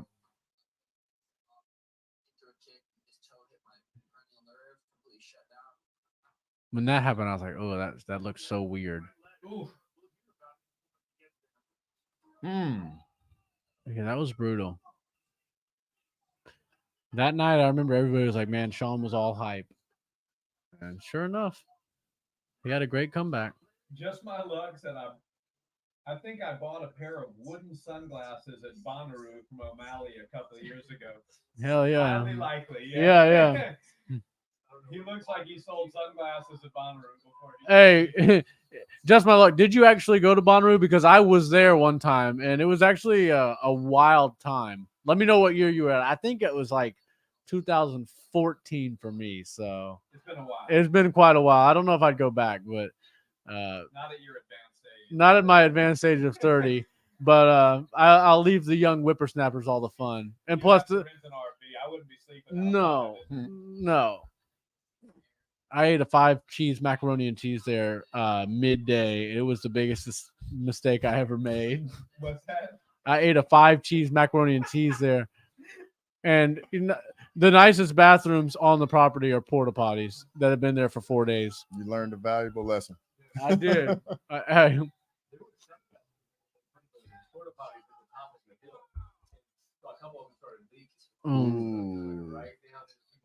Mudslide. It was a new attraction they had. Ooh. Yeah. If you ever question God or the universe, I'll tell you he was there for me that day because I ate that macaroni and cheese, and when I ran to the porta potty, there was no toilet paper, but for some reason I decided to load 2 of my pockets down with napkins at the food truck, and it saved me. I thought I was gonna lose a pair of underwear or a shirt or something, or have to call the next porta potty over to see if they had some spare. But open it up and it was Sugar Sean and Cheeto Vera in there Selling sunglasses. selling sunglasses.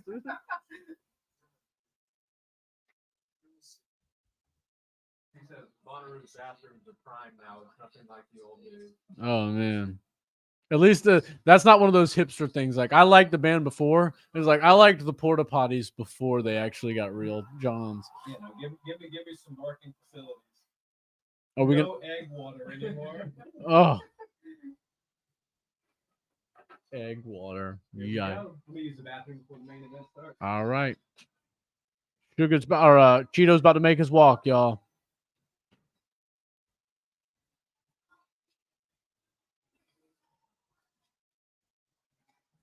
He's coming out like 90s rap. I don't know exactly who that is, but it might be Action Bronson. Was that him that was talking to Joanna? Mm-hmm. He's there. So All right. Looking at the scorecards from the Gilbert JDM fight. Yeah. Gilbert was up 2 rounds. Well, he won rounds 1 and 2 on 2 of the judges' scorecards. So all I had to do was survive. Yep. And I think that would have been the right call. Absolutely. Right? Man, he looks good. That Ave Maria tattoo on his stomach is the newest one. Yeah. It looks pretty good. He's got to get the O'Malley. Yeah. He can't play the at range game with O'Malley. And he can't wait because I worry, obviously he's a late starter and a great finisher, and the 4th and 5th rounds are good, but when you're down, you have to fight with urgency, and sometimes that takes you out of balance or out of position, and it makes you risk it for the biscuit a little bit more. He walked out to Action because they're showing Action Bronson right now, and he's rapping his own song. I think they're friends. I think they're pretty tight. Sounds like a decent song. So they're saying on Fantastic. Twitter that Bo Nichols on the main card for 300. Boo. Really? That's Over- crazy. I'll deal with it, but not over Charles and Armin. That's crazy. They bumped Charles and Armin on it? Nah, they're no, still on it, but they're he's curtain above- jerking. Bo They're- Nick was above him. That's crazy. Yes. Against the That guy shows what the UFC thinks about Bo Nick. Yeah. that against the guy that I cannot Produce his name. produce his name. I don't know who he's fighting. Yeah. I think it adds that sense of urgency to a buyer to buy the pay-per-view. Yeah. Be like, we got to make up our minds quick because Oliveira's about to fight. Yeah. I think that might be a marketing. Yeah, and same with like the prelims. They want the main event of the prelims to be pretty big.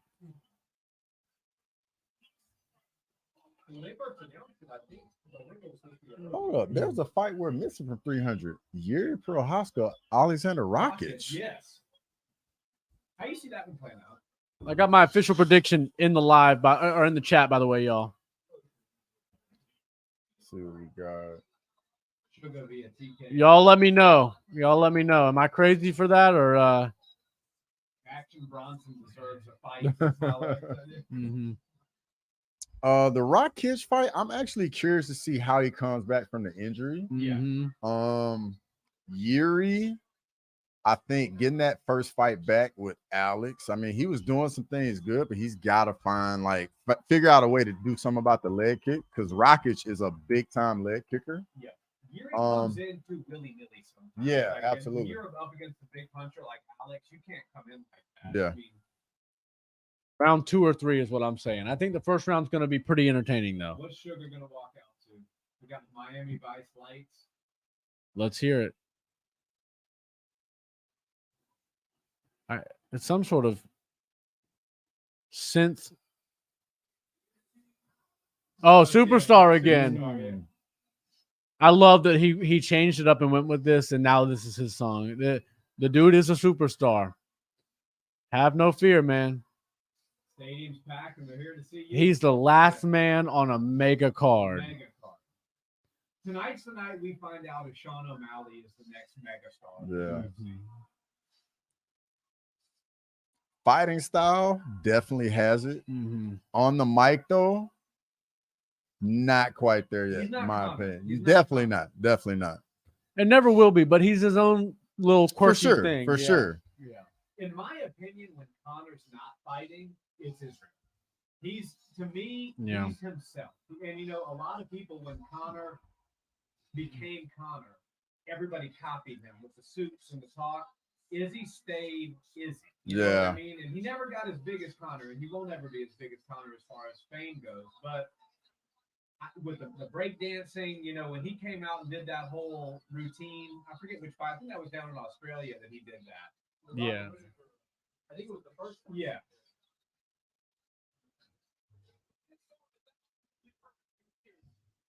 Man, he looks locked in. I don't think he's gonna be phased. He looks ready for business. Yeah, absolutely.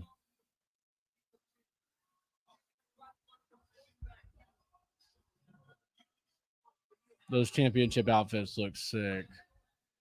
I'm interested to see the pink shorts. Me too.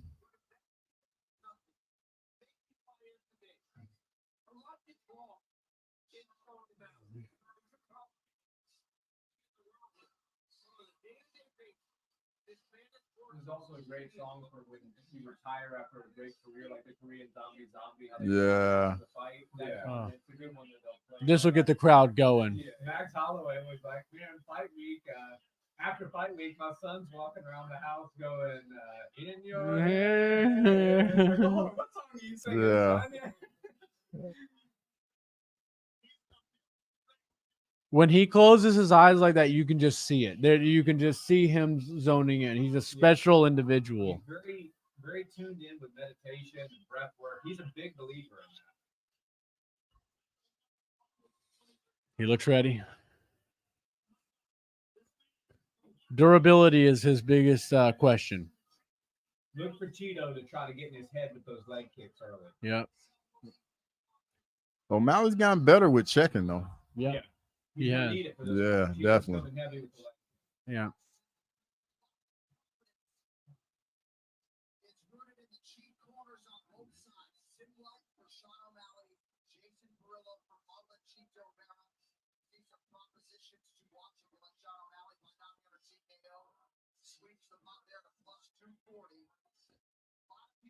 Guys, at a loss for words. I don't really know, man. Sean looks good, but this is a major moment. We don't know how this is going to play out. I got him winning, but You know, one thing about tonight, nobody. oh man. Jumping a lot. Yeah. People are taking it. Hey, this song is resonating with Cheeto right now. He was just singing it. Yeah. But you can't help it, right? You're the lines are so, you know, I mean, Cheeto's about to ask himself the same question. Am I the superstar I think I am? It's oh man. Elijah in the chat says sugar. Yeah, there's no sport like this, 6 man. votes and 100% say sugar in the chat. I'm one of them. All right, Bruce Buffer's announcing the main event. Main event, y'all. What a day of fights. Wow.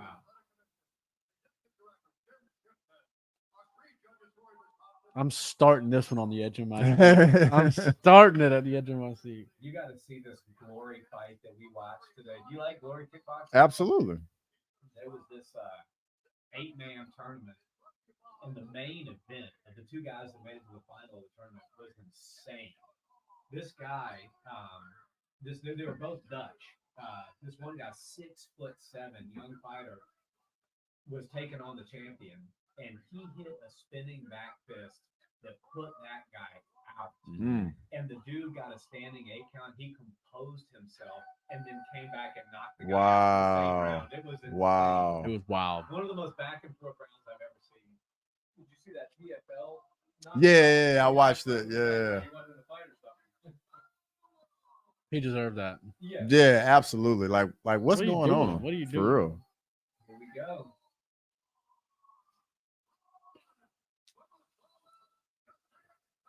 Yeah, that guy's energy was kind of like that boxer that just walked out of the Yeah. cage Yep, that one time. Yep. Yeah. He should have just done that. Take the fine. Don't take the concussion. Yeah. You show up like that, you deserve to get knocked out. Absolutely. Whoa. Here we go.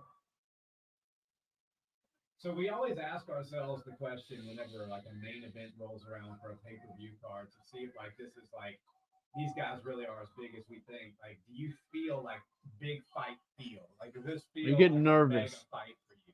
Or does this feel like, for example, Conor Khabib? You know, obviously it's not going to rise to that level, but for me, Adesanya DDP would give me that big fight feel. You know, I don't know that this quite rises to that. Certainly not that low. But I'm along for the sugar journey, and you know, the fact that these guys are young and the fact that these guys have fought each other before, this does feel good. This feels nice, but I'm not like shaking like I've shaked for Conor Khabib and John Jones. John Jones, Cyril Gahn got me. Yeah. That one got me. Yeah. Because I truly didn't know what was going to happen. You know, I knew how good John was, but the last time we saw him was a tough fight against Dominic Reyes. So it's like, Yeah. I was like that for 280 with Islam. Oliveira won. yes. Izzy Pereira won in the UFC. I was like that as well. Vulcan yeah. Islam had me. Vulcan Islam 1 had me. Number 2, I was like, when We knew. Showed up looking kind of soft. I was Yeah. like, Well, in the Here we go. 9 days notice too. we got 12 in the chat. So 12 in the chat. Everybody drop your comments. Let us know who's winning this fight. And how they're doing it and when they're doing it. I'm going 2 or 3 TKO Sugar Sean. Oh man, there's real blood. Oh yeah. They'll settle it. They'll settle the score afterwards. But you know, if Sean gets his hand raised, we've got to see a trilogy. Yeah. Maybe not immediately. Yeah. Not immediately. Here we go. Oh, they both look dialed in. Sean's All right. feinting a lot as we expected. But you see those first 3 feints didn't have Cheeto biting one bit. Cheeto's not really one to bite on your feints. He's going to be right in front of you all night long. You got to make him feel the power first. Once he feels the power, then he'll bite, just like anybody. But we're gonna have a little timidness, out of both of them because they both realize what both are capable of. Neither of them look like hard-bodied monsters, one-punch KO guys, but they both absolutely are. Mm-hmm.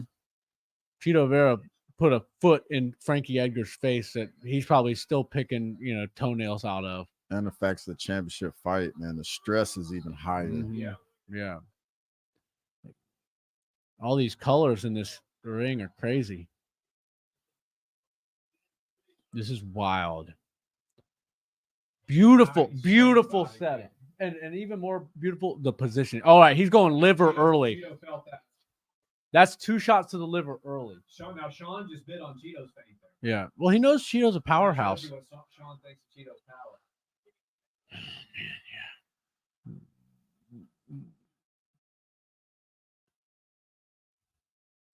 Cheeto's kind of giving like the disciple vibes right now. Yeah. All right, so here's something Sean's doing right now. He's circling towards the power side, but he's doing it outside of range. And Cheeto's very good at sending long kicks. Beautiful shot. Beautiful. All right, so the speed advantage is for sure going Sean's direction still. Oh, that oblique kick is a dirty one, but it's an effective strike. All right, he's moving to the power. All right. Cheeto's finding it hard to get into Sean. Mm-hmm. Yeah. Got to walk through a little fire to get to him. Yes. And Sean loves when you come in. Yep. He's so good with the counter. He's Yep. a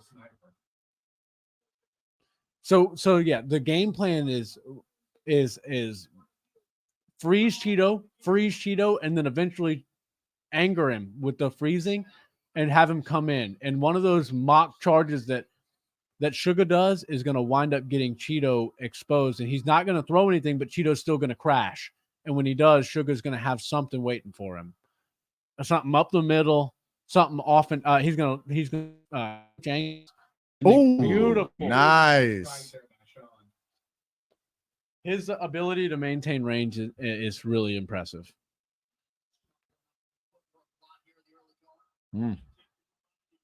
Oh, Oh, He sat down on that. yeah.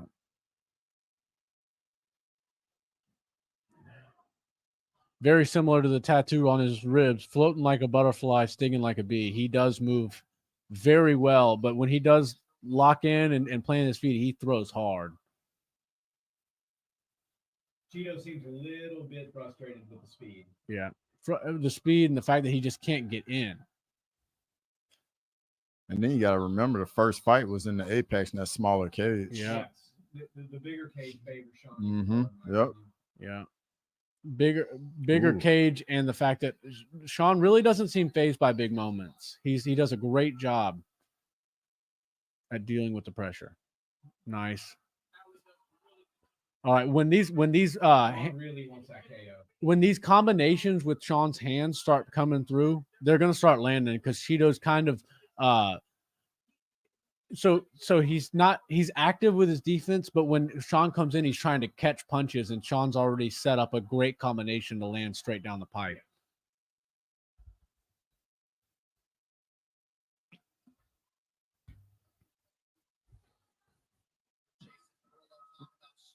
All right. So now you see Cheeto's biting now. Yeah. Not on the hip feints, but he's biting on the hands and he's biting on the feet. Yeah. The hip feints he's not worried about. Sean's doing a lot of nice straights to the body. Okay. Oh man. Okay. Yeah. Sean's about to attack the liver again. Watch. He's gonna maybe not switch kick, but he's gonna hit something over here on this right side. Beautiful. Nice touch. Best thing for Cheeto. Ooh, nice body kick. I mean, we're only 4.5 minutes in, but I'm gonna say Sean has never looked so precise in a first round. He's been more active in first rounds, but he's never looked so locked in a first round. Sean seems dialed. I mean, I don't think he's gotten touched but once. Clean round for Sean. Big round for Sean. O'Malley. And he looks a little bit flustered. Cheeto looks a little flustered.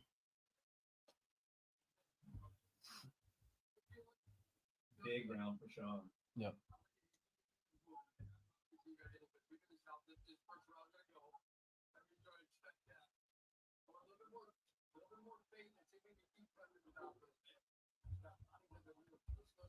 So pictures on y'all's phone say O'Malley and Vera, right? Yeah. Doctor say he sees John Yadong. He must just accidentally back up. Yeah. So Jason Perillo saying go to the body, stop headhunting. The body is going to be there. Good That's choice. Good advice. Absolutely. Because Sean's head is very hard to find.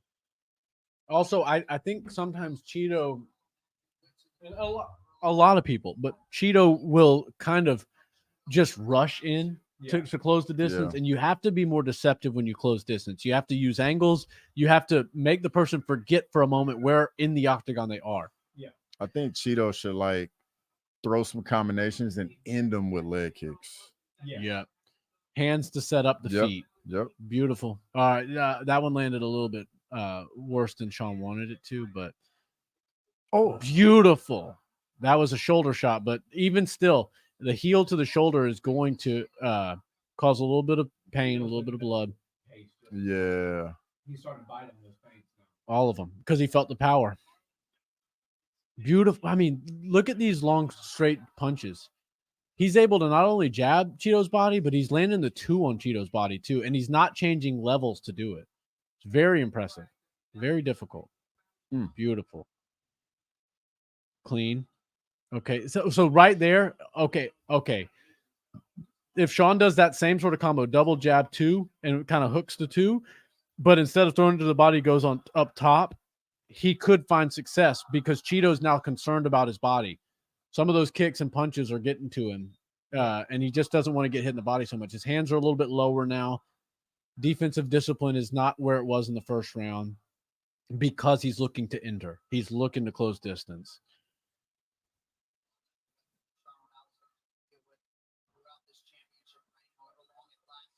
Really impressive so far out of Sean. Look at that. See, okay, so that feint right there. Okay, you see he's throwing that double jab and then a two to the body, and it's kind of a hook two. He's making sure Cheeto's hands are down. He's going to go over the top with that backhand, which usually he throws the left, but this one's his right hand. There it is. Double jab, two to the head. Exactly what I was talking about. So far, this is pretty easy money for Sean. Yeah. I mean, he can rinse and repeat and do this all night. Just keeping him at range. Beautiful jab. Yep. Clean. Right on the beard of Cheeto. This is kind of exactly what we thought. Cheeto's a slow starter. Sean's a great starter. I said round 3 is really going to matter because the likelihood of Cheeto coming in strong at the end is high. You see, he's putting in work on that body. Yeah, but again, Sean is how ready is Cheeto going to be come round 4 and 5 if his body's just diminished like this? Right. All right. 14 in the chat now. Cheeto's left side, high left side is open, and Sean's about to start exposing it. He's switching stances to confuse him and not show the same weapons over and over. But watch for Cheeto's right hand to land heavy and high. Maybe it's a two, maybe it's a hook, but watch for that right hand to start landing for Sugar over the guard. O'Malley can fight at this pace all night. Yeah, he's not going to gas him. Yeah. If it stays this pace. Cheeto's got to pick it up. He's throwing that hook low so much. Man, great check. Yeah. And really, he's just absorbing those, but he's doing a better job than he used to. Say a lot of things about Sean, but he's one of the most improved fighters over his fight career that we've ever seen. Yeah. From the time he stepped into the Contender Series to now, he's totally different. Yeah. Mm-hmm. And it's not that he doesn't do the flashy stuff anymore, but his meat and potatoes are getting really solid. Yeah. And don't let the silly hair and the pink shorts fool you. Oh, my goodness. Oh, my. All right, don't get crazy. Just watch the mid-combination feints. Watch the mid-com. Yes, there it is. Just like that. Mid-combination feints. Right hand's coming over the top.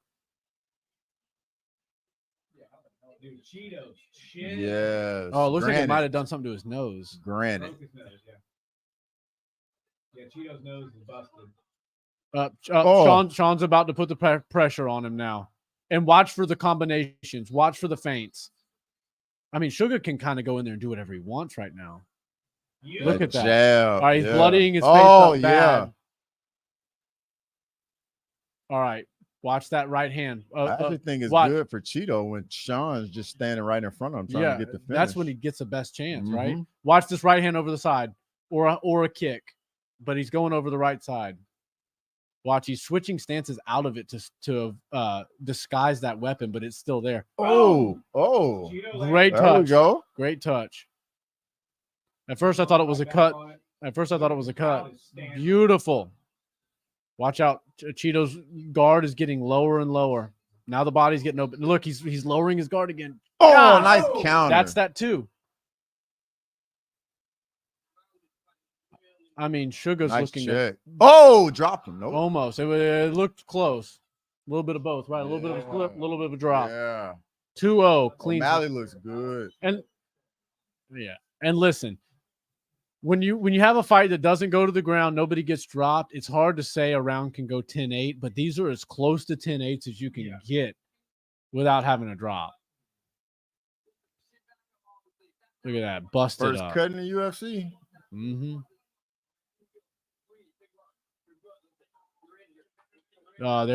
He's mentally checked out. Yeah. He's mentally out of it. Cheeto Vera is out of the game. Sugar is a absolute sniper. Whoever said that in the chat, just my luck. You're right. 100%. He's out there just sniping. And his ability to maintain range that he wants, his ability to just see everything coming. Here's that knee. Oh, that's perfect. Listen to it in real time. Let's hear it. Oh my goodness. Dog, how do you eat that? So just my luck says, now what's your prediction? You still third round knockout? Yeah. Well, it depends. If Sugar doesn't pick it up, if he doesn't hurt him again and then pick it up, I don't see him, risking it and going for a finish. I think if he's gonna go in there and catch Cheeto, then he'll push the pace again. But if not, why change what you're doing? You're destroying him right now. There you go. That's what you got to do right there, Cheeto. You got to just. Yeah. Oh, there you go. Man. Clean 2 right down the pipe. All right. Cheeto is like a dog being hunted right now. And O'Malley's kind of just having his way. I've never seen Sugar so dialed in to a fight. Look at his eyes. Watch his eyes. He's not taking his eyes off Cheeto for a second.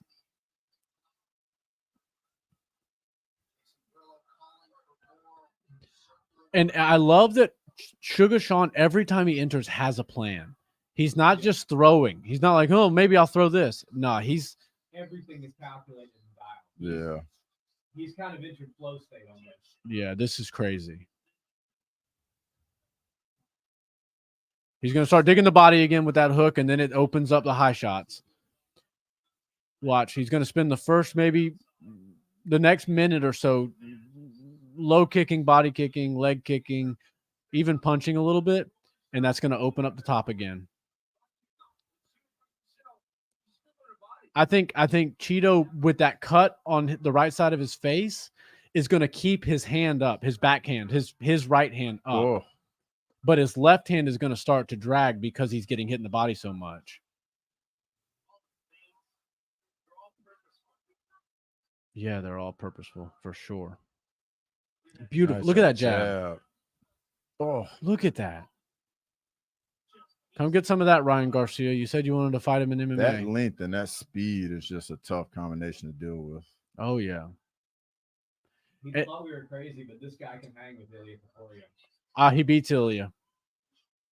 If you see Ilya get, Cheeto Vera can strike with the best of them, and he is looking like a fish out of water right now. Ilya hits really hard, but you can't hurt what you can't hit. That's right. And Sugar does not get hit very much. I mean, what has he been hit 3 times so far? I mean, legit 3 times? Like 3 good cracks, yeah. And you know what's beautiful about what Sean's doing to conserve energy, which tells me he's going to be fresh in 4 and 5, is every time he's done engaging and he thinks it's time for Cheeto, he sits and chills. He just waits. Yeah. Whoa. Watch, he's just gonna wait. He's not gonna move. He's not gonna faint. You see, the body work is incredible. Yeah, Cheeto's getting beat up. Beat up bad. Man, the angles. All right, now Sean can start throwing those flashier feints, and he can have him bite on him. Yeah. Look at the stats. Even too. I mean, mostly headshots, but tons of body work, tons of low kicks. Oh, You would have thought Cheeto had the low kick advantage, especially after the first fight. man. Cheeto is a dog, and he's got a chin on him, but he is getting beat up right now.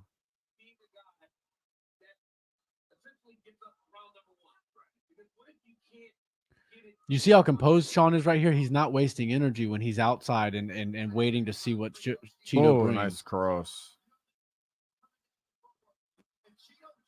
Cheeto's kind of doing what I mean, he's still trying to fight and engage, but kind of like Colby Covington in his last fight, where he just wasn't able to do anything. He doesn't really know what to do. Yeah. And when you have no answers, it's you wind up freezing yourself. He doesn't have an answer to any of Sean's questions, and Sean's got an answer to all of his. Right. Look at that feint. The feints are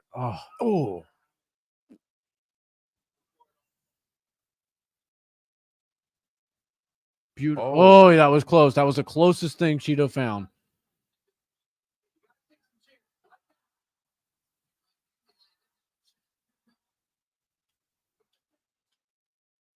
Cheeto's finally starting to find something.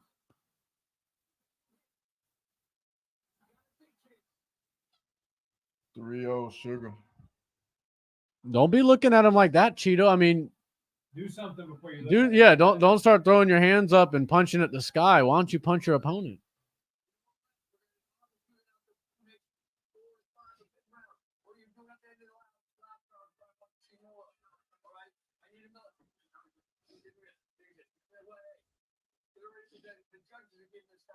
My prediction on TKO, I think he can still get the TKO. I know it seems like he might not be able to find it, or maybe he's just going to coast to this. And nothing, kills a rematch like beating somebody up for 5 rounds. No. Yeah. But we just got a question in the chat. What do you think about the TKO now? So I'm off, right? He's off. He's not going to knock him out in the first 3, obviously.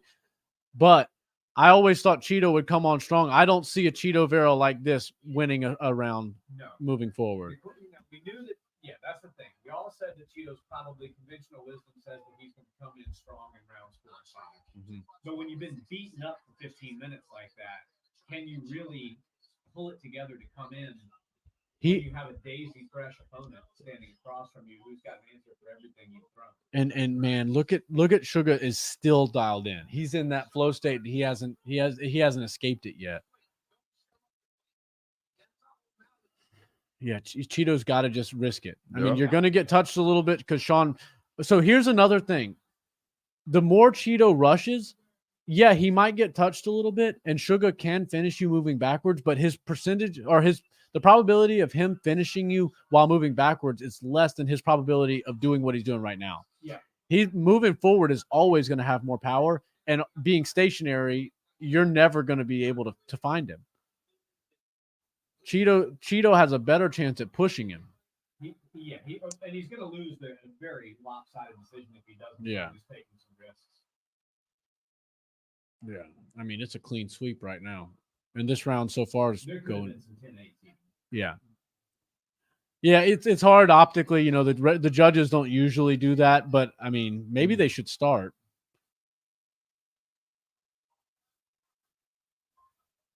And you know what? You notice with the leg kicks, yeah, of course, Sean has thrown a couple. Uppercut. Nice uppercut off Cheeto. We saw it with Leon Edwards. Yeah. Yeah. And Cheeto Vera pulled his. All right, landed a nice knee, but it looked a little bit like it was caught off the arms, but still, I mean, he's at least putting something together now. Sugar's coming right back with it. Yeah, beautiful. Man, he can't miss. Oh. Yeah. It's not enough to survive, Cheeto. You got to go bring the fight. There you go, Cheeto. There you go. Yeah. See, this is what you got to do. Look, you literally stop your. I say this all the time to you, Steven. The number one defense you have is offense. 100%. Your second best defense is active defense. And then the last line of defense should be shelling and guarding. And he's living in the shell. Yep. Don't live in the Want someone shell. to stop punching you, start punching him. Yeah. Look at it. Oh, man. He's styling on him now. And you notice Sean usually will get a little bit more risky with the angles he creates. Sean's nose is busted a little bit. Yeah, I think one of those landed pretty flush. Sean's got his mouth open. You know, this is where we expected Cheeto to come on if he was going to come on. So he's Yeah. got Kind of like a Nate Diaz, right? Just Oh, there you go. if there were no time limit fights, these type of guys. Oh, that was a stiff jab off Cheeto. Yeah. Really stiff jab off Yeah, Cheeto. starting to walk him down a little bit. Cheeto, Sugar's mouth, nice angles. Sean is getting a little tired. his mouth open. But the good news is he put the work in early, so is Cheeto. You know? Yeah. Cheeto's got to come forward like Moutinho. Right?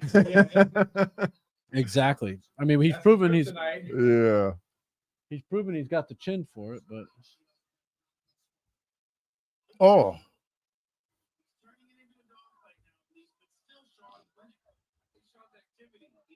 Oh, nice man, jab. beautiful jab.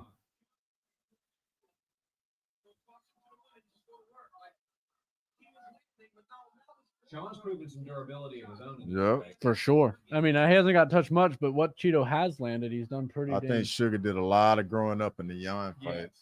A lot Yeah. of growing up in the Yan fight. Oh, I mean, the Yan fight was way closer than this, huh? Mhm. Oh, Beautiful. nice You see that? jab. Oh, brilliant. The switch stance, just to switch right back and throw the same jab again. It's beautiful. So this is the closest thing Cheeto's had to a winning round. And I mean, maybe one judge will give this round to Cheeto. Maybe. I don't think so. I don't think so either. I think it's still a Oh, Sugar watch the round head for kick. sure. Watch the head kick. Watch a low feint off Sugar and then a head kick. Oh, Cheeto's tough as nails, man. Okay, watch. Low punches, low attacks from Sugar, and then a head kick. Oh, he switched stances. He's out of it now.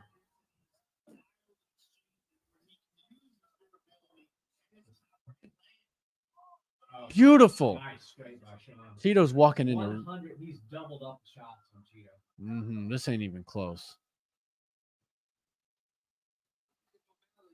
ooh, yep. Brilliant.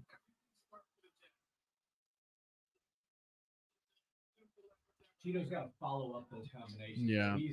He's getting too complacent when he's landing those and just standing right back in the shell again.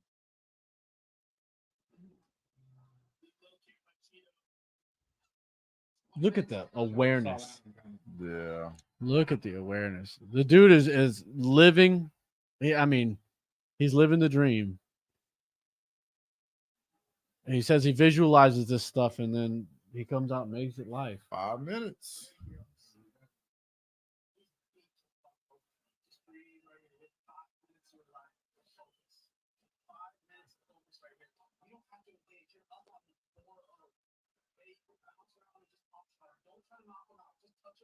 So Tim Welch is saying, don't even try to knock him out. Just go out there and touch him. Yep. Yep. You're up 4 rounds to zilch.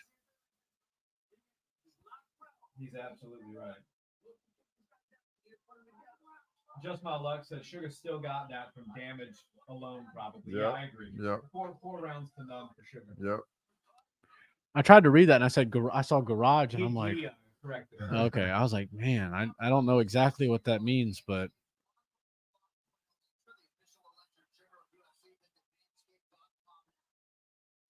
he looks beat up.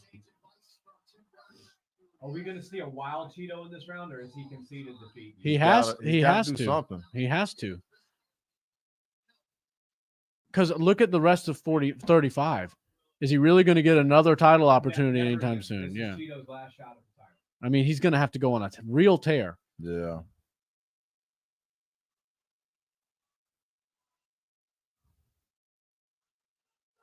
And look, Sean does not have to finish him. Sean can go out there and just dance for this round. He's never been knocked down, never been finished. So it's not like he's doing, Yeah. It's not like other people have finished Cheeto and Sean can't finish. Oh, that right hand. Well, people aren't going to be like, "Oh, Sean didn't bring." Yeah, he hurt him. He hurt him. Beautiful. All right, Sean might just flip the script on Tim Welch and say, "You know what? I do need to finish this guy." Yeah, he's hurt. Something bothering him. Body, I think. Oh, it's his eye. Oh, beautiful uppercut. Lead uppercut. A hard shot to hit. Man. Oh, Cheeto is. Yeah, he's just there to be hit. All right, he can might finish finish him. this. He might finish him. Yeah, he can finish this. Cheeto smells blood, or Sugar smells blood in the water. Oh, man. And he really doesn't have to worry about anything coming off Cheeto either. Oh!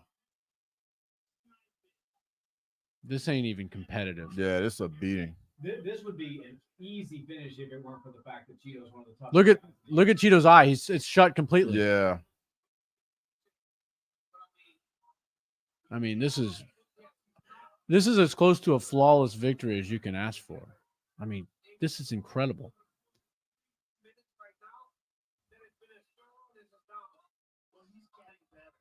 Oof. All right, so the question of Sean's gas tank is out of the question now. Yeah. But when you put that type of work in early. Well, you'd think maybe he could coast. He's not even coasting right now. He is just flowing. Dude is special. Different type of cardio when Marab is on you for 5 rounds. So. Yeah, Marab will bring the pressure. That's what Cheeto's not doing. But I tell you one thing, Marab's better get his ass to the ground quick. Yeah. The Sugar will knock him out. Yep. Yeah. Marab was rocked by Henry Cejudo in that first round. True. Beautiful. I mean, this is like target practice for Sugar. Yeah. He said, "I want to hurt Cheeto," and man, sure enough, this is a beatdown. Oh, there you go. Oh. But every time Vera lands even something, Sean answers Yep. right back, and that's what you got to do. and you know, Sean is doing everything he needs to do, and it's very impressive and entertaining. But he's not the showman right now. He's 100% locked in. He's a champion trying to keep his belt. Look at that. Just keeping it simple. This is wildly impressive. Look at him. He's already in guard. Look, he's blinding himself with his guard. Oh, nice Oh. play. Look at his face. Cheeto just ain't there. Yeah, Cheeto's in the octagon, but he ain't. Yeah. He's not present. He's defeated. He's defeated. Sugar might find a hook right here. Because he's shelling up and there's some space on the side. Oh. Beautiful kick. How is he so accurate with that thing? Beautiful footwork. Right back into punching range. And it's wise of him to continue punching. The hands are the only thing with padding on them. Ooh. You know, you kick a couple of times, you accidentally kick an elbow, and now your footwork's not what it used to be. He's almost landed 100 more strikes than Cheeto and a way better accuracy rate. No BS. They got to get Cheeto to the hospital after this fight. Yeah. Oh, yeah. Nice kick. 45 seconds. And Sean is still engaging. Oh. Beautiful block. Beautiful block. Nice Out head there. movement. Oh, nice. Nice head movement. Look at that. Oh.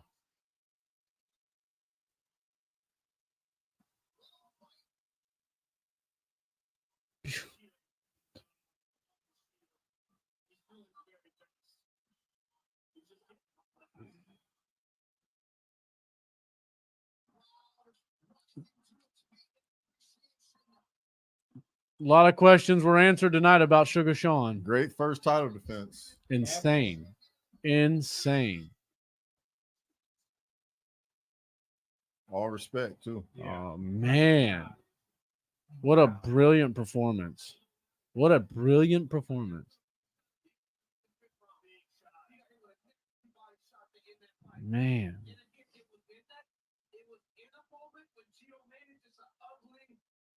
What do y'all say? 50-45? Easily. Yeah. If not 50-44. Mm-hmm. You got that judge from San Antonio for Yeah, yeah. Dude, yes, I remember that. Yeah. That was crazy. Yeah. Or some boxing judge snuck in.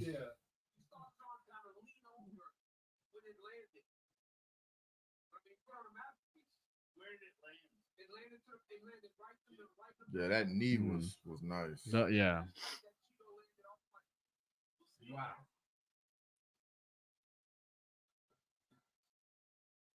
That body shot right there. Yeah, that Watch hurt him him. block it. Oh, Yeah, that left hook to the body hurt him. uh-huh.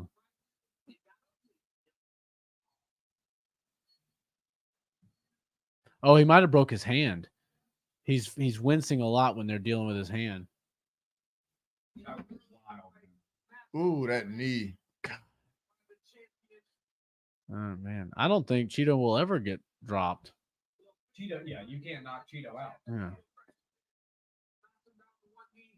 Unless this fight deteriorates his chin a little bit, but even still, I mean, he didn't look dazed at any point. Yeah. He looked defeated. He looked beat up, but he did not look like there was never a chicken dance or anything like that. Beautiful. Yeah, that's what Cheeto should have done since the beginning. Yep. It was his only chance. Beautiful jab here by Cheeto. Into the clinch. Got a couple dirty boxing shots off. O'Malley with a jab, 1-2. Beautiful right hand land by the champion. Cheeto's got a granite chin. He really does. That was crazy how he landed that.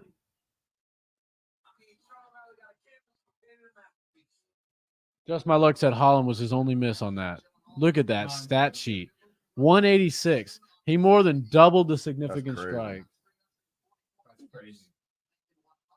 And look, his biggest rounds were his last two. Holland was my Holland was my only miss. Wow. No, you picked Benoit, right? Oh yeah. Yeah, That's right. Yeah. yeah.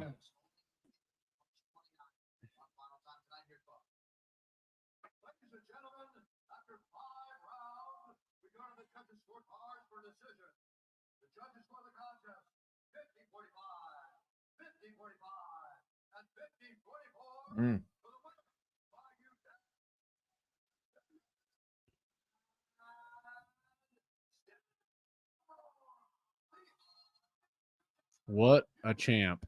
Wow. And still UFC champion. Sugar Sean O'Malley. Incredible. Nothing short of fantastic. Man. It looks like he's crying. Yeah, he's a major Sugar guy. Here we go. He's talking to Rogan. I fucking love you, Joe Rogan.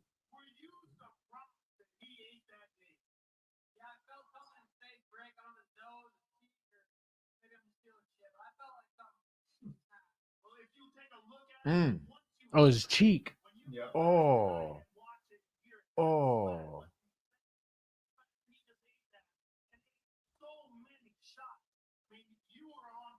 Brilliant.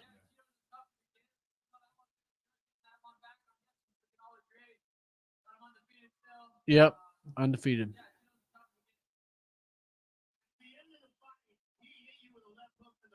Avenge his only loss.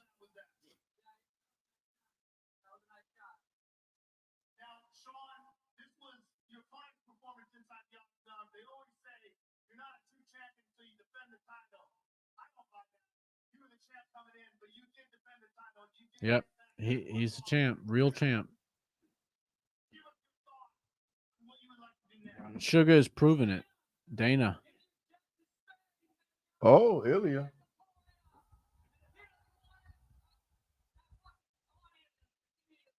Yep, he's calling out Ilya in Spain.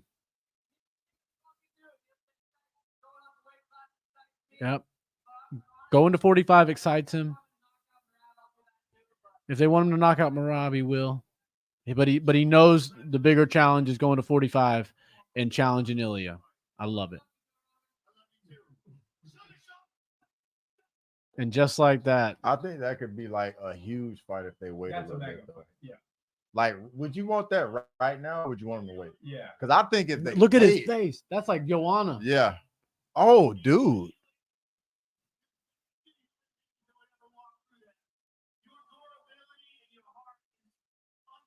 Look at his face. It is ruined.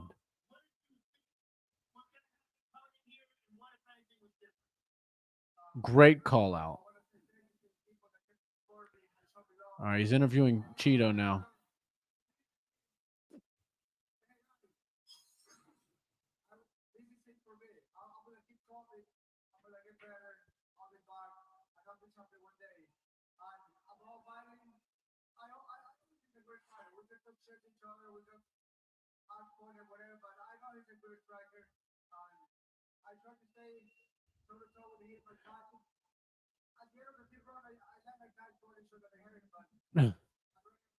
Cheeto said he's a great fighter.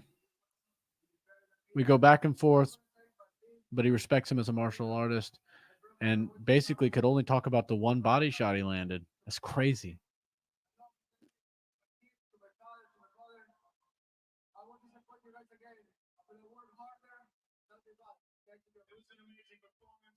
Man, nothing but class out of Cheeto Vera, man. Absolutely. Absolutely insane. When you talk about the most durable people, you talk about Max Holloway, never been dropped. Yeah. Cheeto's gotta be in there. 100%. 100%. Maybe the toughest 35 we've ever seen. Yeah. But that dude right there is as legit as it gets. Yeah. He's come a long. Oh man, he might have done something to his foot. That's why he was so Yeah. boxing heavy. Miami is about to turn up. I mean, I'm gonna go ahead and say it. It's all subjective, but I honestly think 299 is my favorite fight card that's ever taken place from start to finish. Yeah. From top to bottom, it was one of the best. I mean, it was an amazing night. I mean, the whole day from the time you got over here, Yeah. man, every fight was electric. Every matchup was competitive. There was awesome finishes. There was awesome decisions. Everything. Yeah. The early prelims were like bangers. Insane, yeah. And then we hit a little bit of a dip with the prelims, and then the main card started, and it was right back. Well, up. they hooked us up with an intermission of Macy Yeah. Barber versus Chukagian, Yeah. and that was nice because we needed a little break, a little palate cleanser, and then it's right back to action, man. Yeah, that was awesome. Insane. Insane. Blanchfield. Yeah. She's the truth. Thank everybody because Yeah. Hey guys, I gotta say thank you to every single one of y'all that dropped in to the chat. I know the views and everything will continue to roll up, but you guys are the reason that we do this. And man, everybody in the chat right now, Jay, we can't thank you enough. But man, doing this and having a little community to do it with is what makes these fight nights even more special. yeah, Absolutely. No problem, Yeah, man. man. Thanks for inviting me. I had a great time. Yeah. Nah, it's all good. I had a great time. Yeah, Great dropping time. some love for Jay in the chat. He didn't really talk about it. He's a modest guy, but dude's a high level sport athlete from professional sports. Great stuff in college. If you don't know, now you know. Look him up. He's going to be somebody who you see on the channel a lot more, and he's just one of the Barnhill brothers, man. Appreciate it. Let's Thank go. You. Yeah. Thank you. I appreciate it. Well, guys, sorry for the technical difficulties. We'll be back better than ever for 300 for sure. A couple good fight nights and things for the rest of the month leading up. Tons of great stuff to look forward to. But man, Sugar Sean O'Malley. Jay Miller, Jai, and then Miller, Miller. Yeah. And he just started fighting, so who knows? We might see a little fight debut too. And he's picking it up pretty good too. Just a little bit of training. Yeah. We got Dustin Poirier slinging some hot sauce on the UFC desk. I can't wait to hear what the guys have to say at the desk after this. Joe Rogan and them. Mm-hmm. They probably had a loss for words just like we are. Yeah, I don't really know what to say, but Great performance. Incredible performance by Sugar Sean. I know you guys probably can't hear me that well, but thank each and every one of you. Thank each and every one of you guys for stopping in. I apologize about the microphone disruptions. We'll have that sorted for 300, and we'll be back better than ever. Thanks again to Jay. Thanks to Nick. And most importantly, to Chris behind the camera. 100%. We're going to get him on this side of the camera at some point.